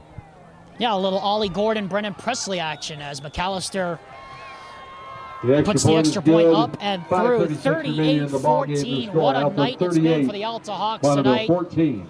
And with 5:36 to go, the Hawks firmly in control and on their way to the 2nd round of the playoffs. Your car carries you and those you love through the days and years. It deserves the best care you can give it. At Burt Brothers, we can help with that. We've been doing it better than anyone else since 1991, and we'll keep doing it to get you through all the important moments on life's roads. Because cars are more than how we get from here to there, they're how we get from there to here. Find your nearest store and discover special offers at burtbrothers.com.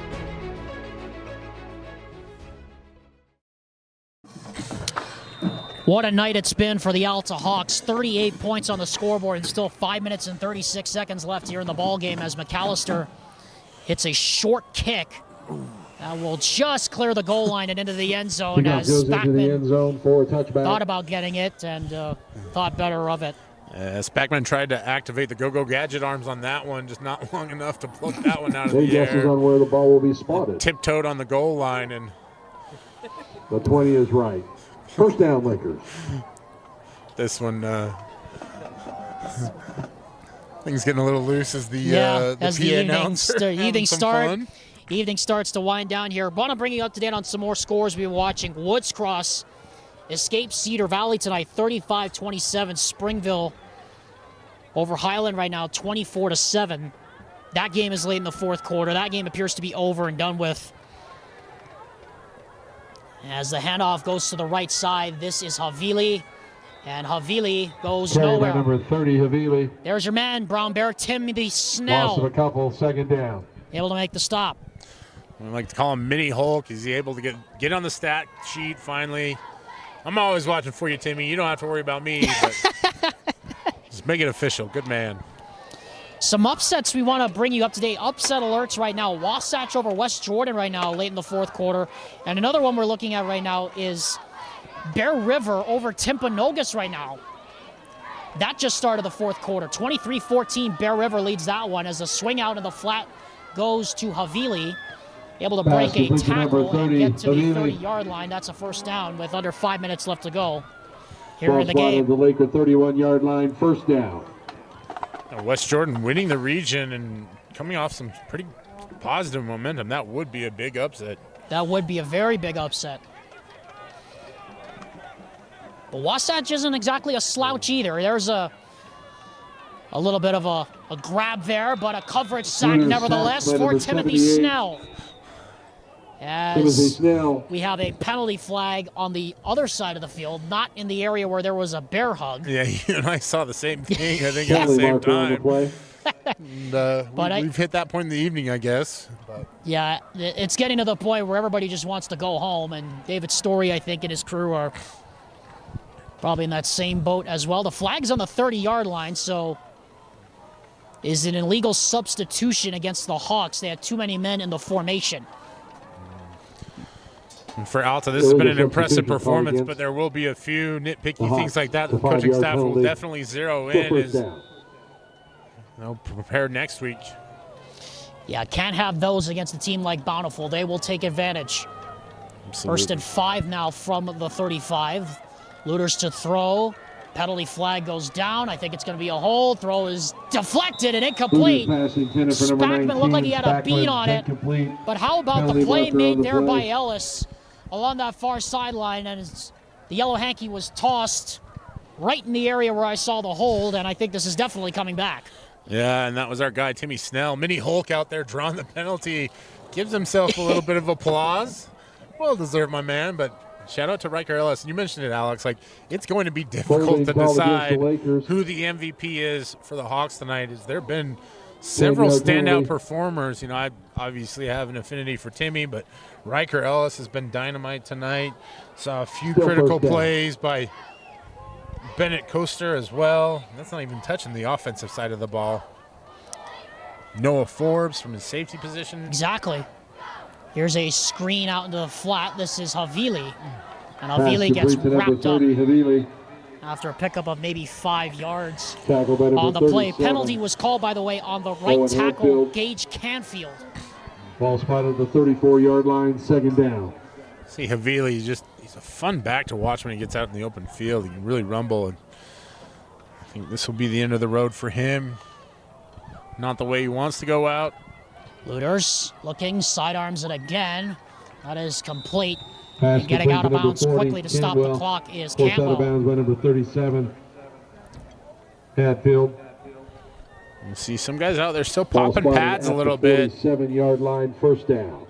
You'd love to see the competitiveness, even though this one is, at this point, I think safe to say out of reach. Right. Owen Hatfield with the last stop on the play. Some more confusion on the offensive side.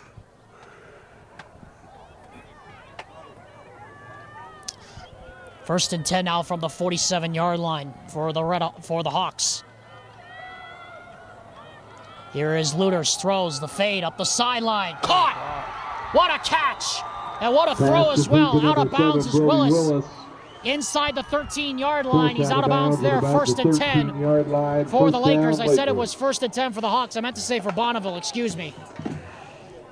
But it is first down and 10 now from the 13-yard line. Cole Looters is not going to go quietly into that good night as he throws a beautiful ball down the sideline like he's done all day. Taking the hit, bounces right back up. He is one tough kid. Double wide receiver lines up to that near side, and it's a throw. Spackman, and no one was fooled. Owen Hatfield said, not this time. Spackman tickled it. As offensive coordinator Lance Mimnaugh try to empty the playbook here. Why not with under 3 minutes to go, or approaching 3 minutes to go here in the game.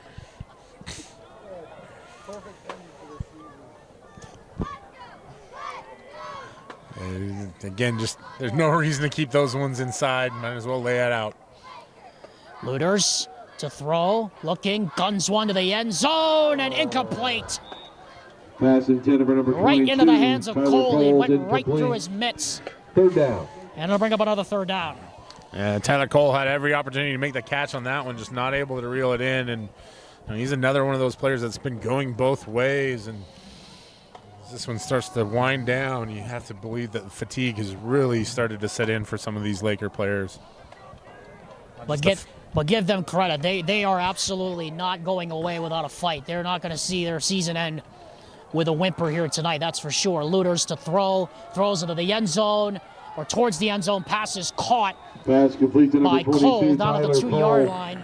It'll be first and goal, so Bonneville likely going Spotted to give at all the 4 2-yard downs to line. get into the end zone here. First and goal, Lakers. First and goal or first and Cole? First and Cole, yes, exactly.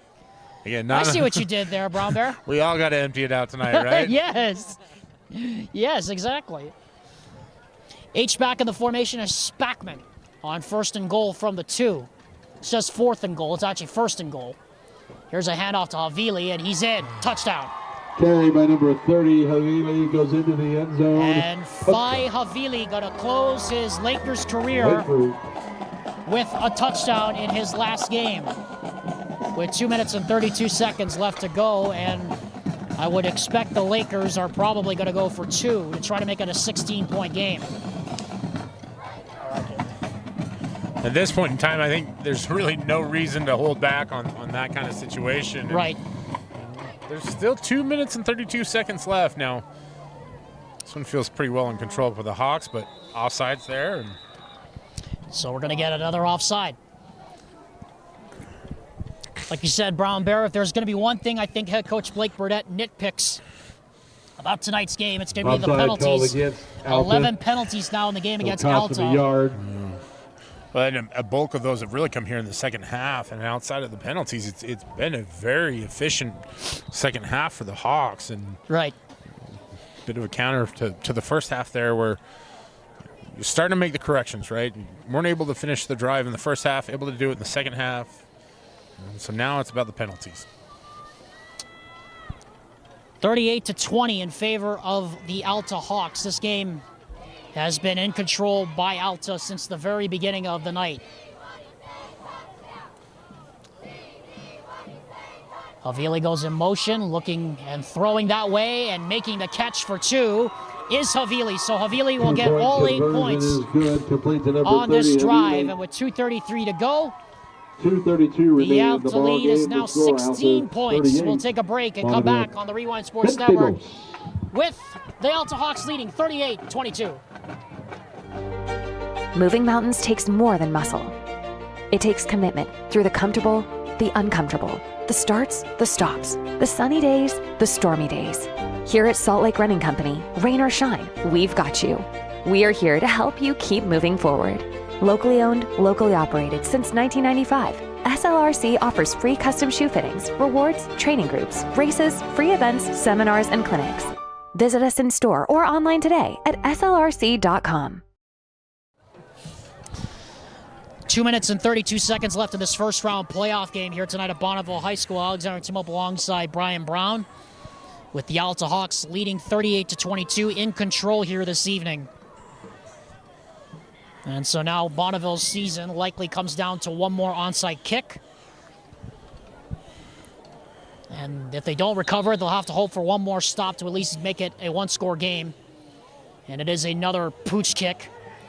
And it is grabbed by Isaiah Boyd. And Boyd gets walloped at the 30. I mean, you just said it, Brown Bear. You didn't want to see another pitching wedge kickoff, but there you go. There we saw it again. But it worked. Yeah, nice job there by Boyd as he's able to secure it. Again, one of the more under-discussed aspects of the game of football, how hard it is to field those kicks. I love seeing Boyd, just the senior wide receiver. He doesn't see a lot of time out on the offensive side of the field, but you can still have an impact on the special teams. And good to see Isaiah Boyd, too, because he got hurt in pregame warm-ups. As we're going to see backup quarterback Logan Moon finish this one here tonight. Moon's first pass is caught by Russell. And Johns Afuvai not willing to take any more chances, going to use the first John Russell. His 3 timeouts with 2:24 called left by to the go. Lakers, their first timeout of Down the by half. 16 points. Why not? Better just leave it out there than in. And Brown Bear, I now turn to you. And this has been one interesting start to the playoffs on both sides for all classifications. I mean, sure, we're seeing the favorites go through, but you brought it up off the top of the broadcast that this Alta team, if they can get it going, can make life a little bit harder for the opponents they face down the road. And certainly on the basis of tonight, if they play the way they're capable of, what we're seeing here tonight, they could give the Bountiful Redhawks some trouble here next week.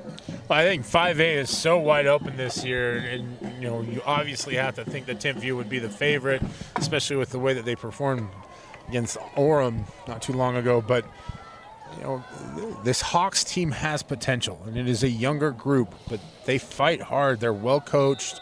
They do it in all 3 phases of the game. If you can just tighten up the discipline on the penalties a little bit more, like you said, that could give the Hawks a run for their money. Here's a handoff up the middle to Russell. Handoff to number 21, 21, stop John the Russell. clock with 2:19 to go here in the game. Timeout called again by the Lakers. I mean, it really is a far cry from what we saw on opening night, what Josh and Gavin and I saw on opening night with this team, where this Alta team got pushed to the brink, to the very last play by that Juan Diego team. And yes, admittedly, they've had their ups and downs this season, but, you kind of had to expect that with this team being replacing as much talent as they had to. And for all the ups and downs they've had, Brown Bear,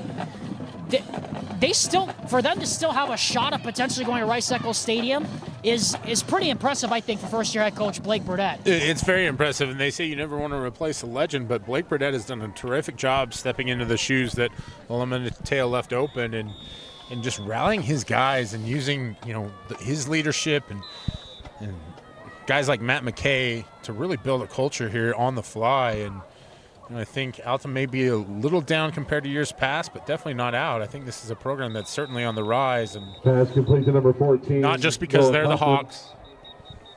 Penalty marker on the play. As we have a late flag again, Tyler Cole going to get called for a personal foul, a little extracurricular activity on Noah Copland, the wide receiver. As the frustration beginning to boil over here for the Bonneville Lakers, as that effectively is going to end the game with 2:18 to go. Foul called against the Lakers here in the game.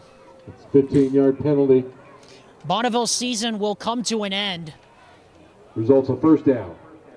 But if we can kind of put a bow on Bonneville's season, I mean, this is a team, Brown Bear, that's tried to replace. That's trying to replace a lot of starters. 26 seniors graduated off this team last year, and a lot of players are playing 2 ways this year. But you have to think the talent is there for this Bonneville team, and the future looks extremely bright, I think, for this Lakers team in the future. Yeah, you'll have to replace somebody at quarterback, and I got to be honest, that's going to be a task because I was really impressed by the play of Cole Luters tonight. But it's the culture, really, that carries through. Is carried by number 21, John Russell. Things getting a little, I don't want to say chippy, but just still competitive out there. We'll call it that. Yes. But it's the culture that you can see has been built because this team competed till the very end. Right. And even now you're seeing guys out there competing, and you're going to lose some key players. You're going to lose Luters. You're going to lose Spackman. I believe you lose Putatau as well in the middle. Oh, excuse me. Spackman will be back next year. He's just a junior. So, I mean, that bodes very favorably for the Lakers as well. But yeah, and Vi Havili, I mean, it'll also be very tough to replace Vi Havili as well. Yeah. The great running back for the Bonneville Lakers, as David Story is going to have a quick chat here with head coach Blake Burdett. Make sure no more monkey business goes down here in the final 156. There you go. Be thorough. As we're going to have a... Yeah, then we're going to have warnings given. We're going to have warnings given to both sides after the play. So I think after that, everybody would be content to get a couple kneel downs here, or at least maybe a handoff or two. Yeah, David Story just announcing that both benches have now been warned and that any other extracurricular activity will not be tolerated after the play. Russell remains in the backfield. Low snap. Russell gets the handoff. He gets bowling balled around. He'll get brought down there after a pickup of maybe a half a yard. They give him officially no gain on the play because the clock will now run under a minute. Here at Bonneville. Bonneville's season will end at 3-8.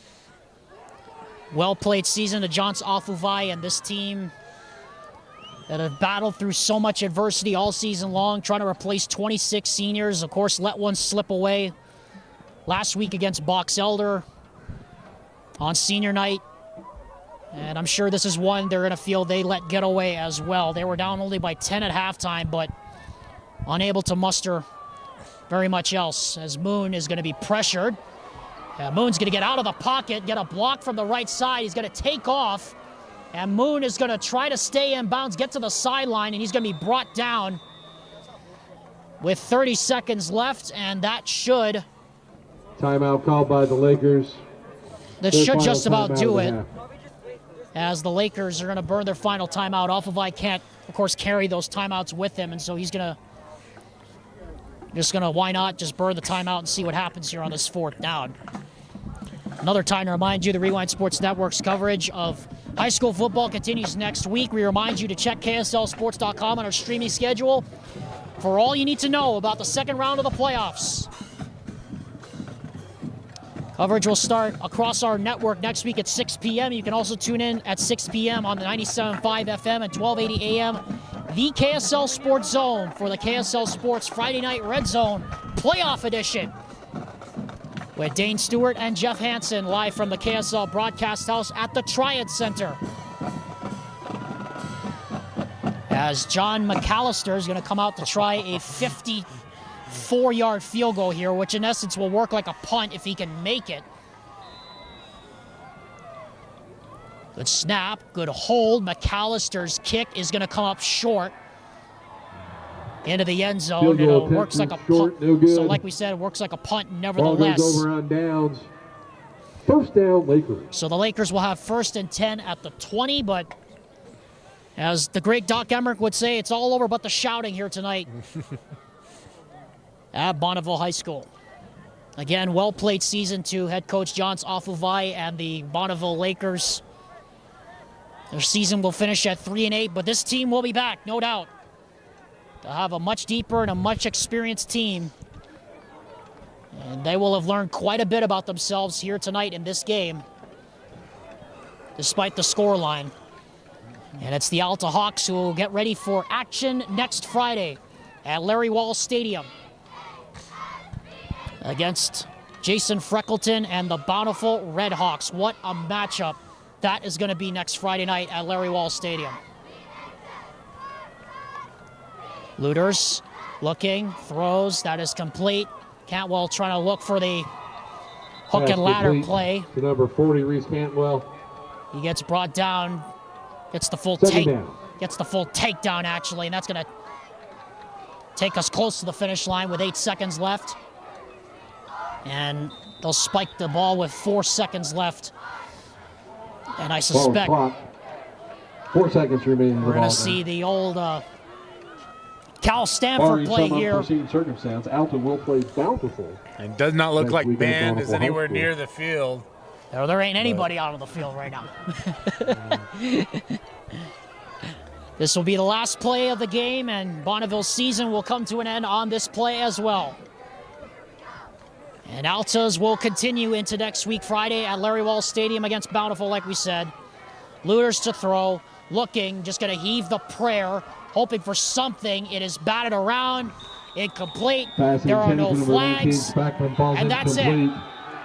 That's the ball. The Alta Hawks, the 18 seed, Bonneville 22. moves on to face the Bountiful Red Hawks next week, Friday night at Larry Walls Stadium. We'll be back after this word from UCCU, and then we'll wrap it up here on the Rewind Sports Network. At UCCU, we'll provide you with a low-rate line of credit that makes it easy to access the equity in your home with no fees or closing costs. Simply complete an application on your phone or computer and select the low-rate option you prefer. And then sit back and enjoy the peace of mind that comes from knowing you have a low-rate line of credit. Ready for whatever life throws at you. To learn more or start your application, visit uccu.com or stop by any branch.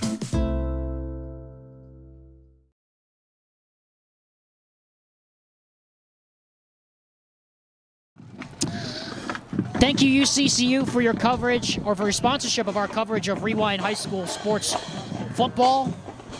Alexander Timolep and the Brown Bear, Brian Brown, wrapping it up here from Bonneville High School tonight. Alta victorious, 38-22 over the Bonneville Lakers, and the Hawks now move on to the second round of the playoffs. Their sixth consecutive playoff opening round win in school history, and they will face the Bountiful Red Hawks at Larry Walls Stadium next week, Friday, as we take a look at head coach John Afuvai and head coach Blake Burdett coming to midfield for one last round of handshakes.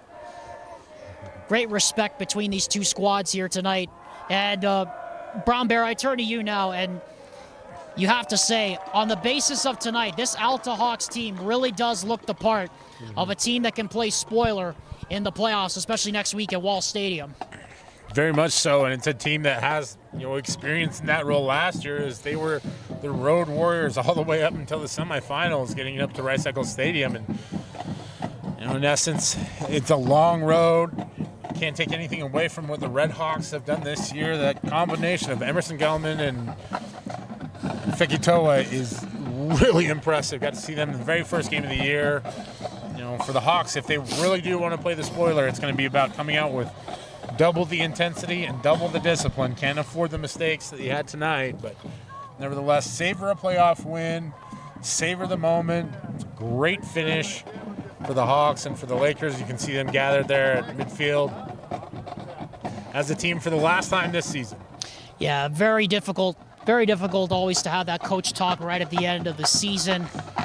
As you see, the Lakers, they're 3-8 this season, comes to an end. 26 seniors graduated last year, but give notice, this team will be back. They gave everything they had, but Alta's talent just too good in the end, and it's time now to name our Heinemann and Associates Player of the Game, presented by the full-service law firm that's committed to going above and beyond the call for the clients they serve. But Brian Brown, it's not a player we're naming tonight. The first playoff win in the career of first-year head coach Blake Burdett. What a job he's done for all the ups and downs Alta's had this season. Their sixth consecutive, as we said, opening round playoff win in school history. Yeah, it's truly impressive, and a streak that they want to continue for a long, long time. And for Coach Burdett in his game, I think that is really what we're saying here, is that it was a team effort. Mentioned several of the guys on defense. Obviously, Matt McKay, a favorite of ours. And I thought Tucker Brown played a relatively well game. We saw some good things from Loans, from Evan Morton, that entire group. And, collectively, when a team plays well, it really shows well for the head coach. And Coach Burdett inherited a difficult situation, as there was an exodus following the retirement of Coach Teo. And he's done a great job of getting this program back together. And the pride that Alta has, both as a community and as a program, is evident in everything that they do.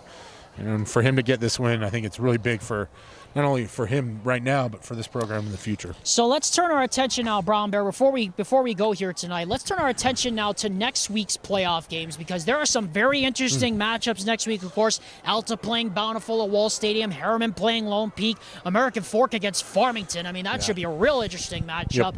Tell me what stands out to you the most about what we're going to see in week 2 of the playoffs next week. I think it's almost the culling of the herd in a lot of respects, because you're going to have those teams that have been battle tested, and you're going to see how a lot of teams handle the adversity of having a week off.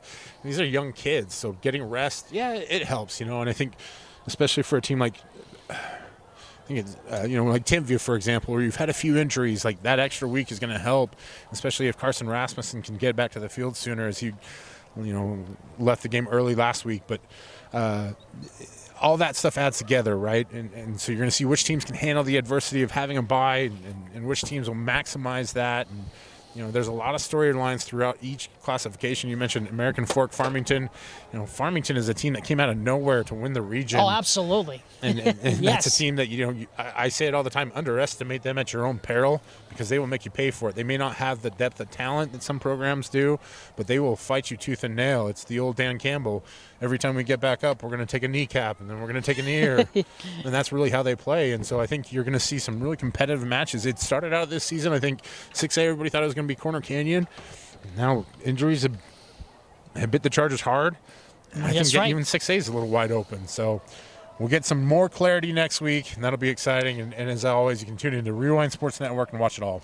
Yeah, and you can listen to Brown Bear go back to work next week as well. Brown Bear, that was fun. I mean, it was fun to work with you tonight. First time I get to work with you, and we got a pretty good game out of it here tonight. We had fun. It was good to come up and come up here and work with you guys. And I've been an admirer from afar. I think the Juan Diego Alta game is probably my favorite call of the year. Oh, there's probably more than that. I was driving home listening to that one. I'm always impressed with the work ethic and the effort that you put into it. And it was even more fun to get to see it up close. And I appreciate you guys letting me join. So no, and also before we go tonight, folks, we want to bring this out publicly now. In case nobody saw it on social media earlier today, I have been officially hired as the KSL.com's new web producer starting on November 11th. So unfortunately, these last 2 games coming up will be my final 2 games for Rewind for a while. But let me just say, Brown Bear, it's always bittersweet, getting to leave this. But I will say, the guys that work around me, Vince, you, and the guys I've had over the years, Alex Amrine, Tyler Gibb, Ty Wilkinson, Gavin Atkinson, all those guys. You guys all make me sound 110 times smarter than I actually am. So I appreciate the kind words, Brown Bear. And once again, it was fun, and we get to do it again next week. That's right. That's the most important part. You got one more left, and obviously this is the kind of job that we do it more out of passion on Friday nights than anything. Absolutely. And you're on to bigger and bigger things, and I'm excited about that as well. Thank you, Brown Bear, for joining me here tonight. Thank you, Josh Dodge. And I want to give a shout out to Gavin Atkinson. He couldn't be here tonight. He had some things come up at work. But he will be back next week. Don't worry. And Brown Bear will also be back as well on the Rewind Sports Network. Again, check KSLSports.com for the full streaming schedule next week to see where we'll be. Until then, we bid you farewell and aloha from Utah and say good night from the Rewind Sports Network on KSLSports.com. The final score, once again, Alta 38, Bonneville 22. We'll see you next week, everyone, as the playoffs roll on and the road to Rice Eccles Stadium continues.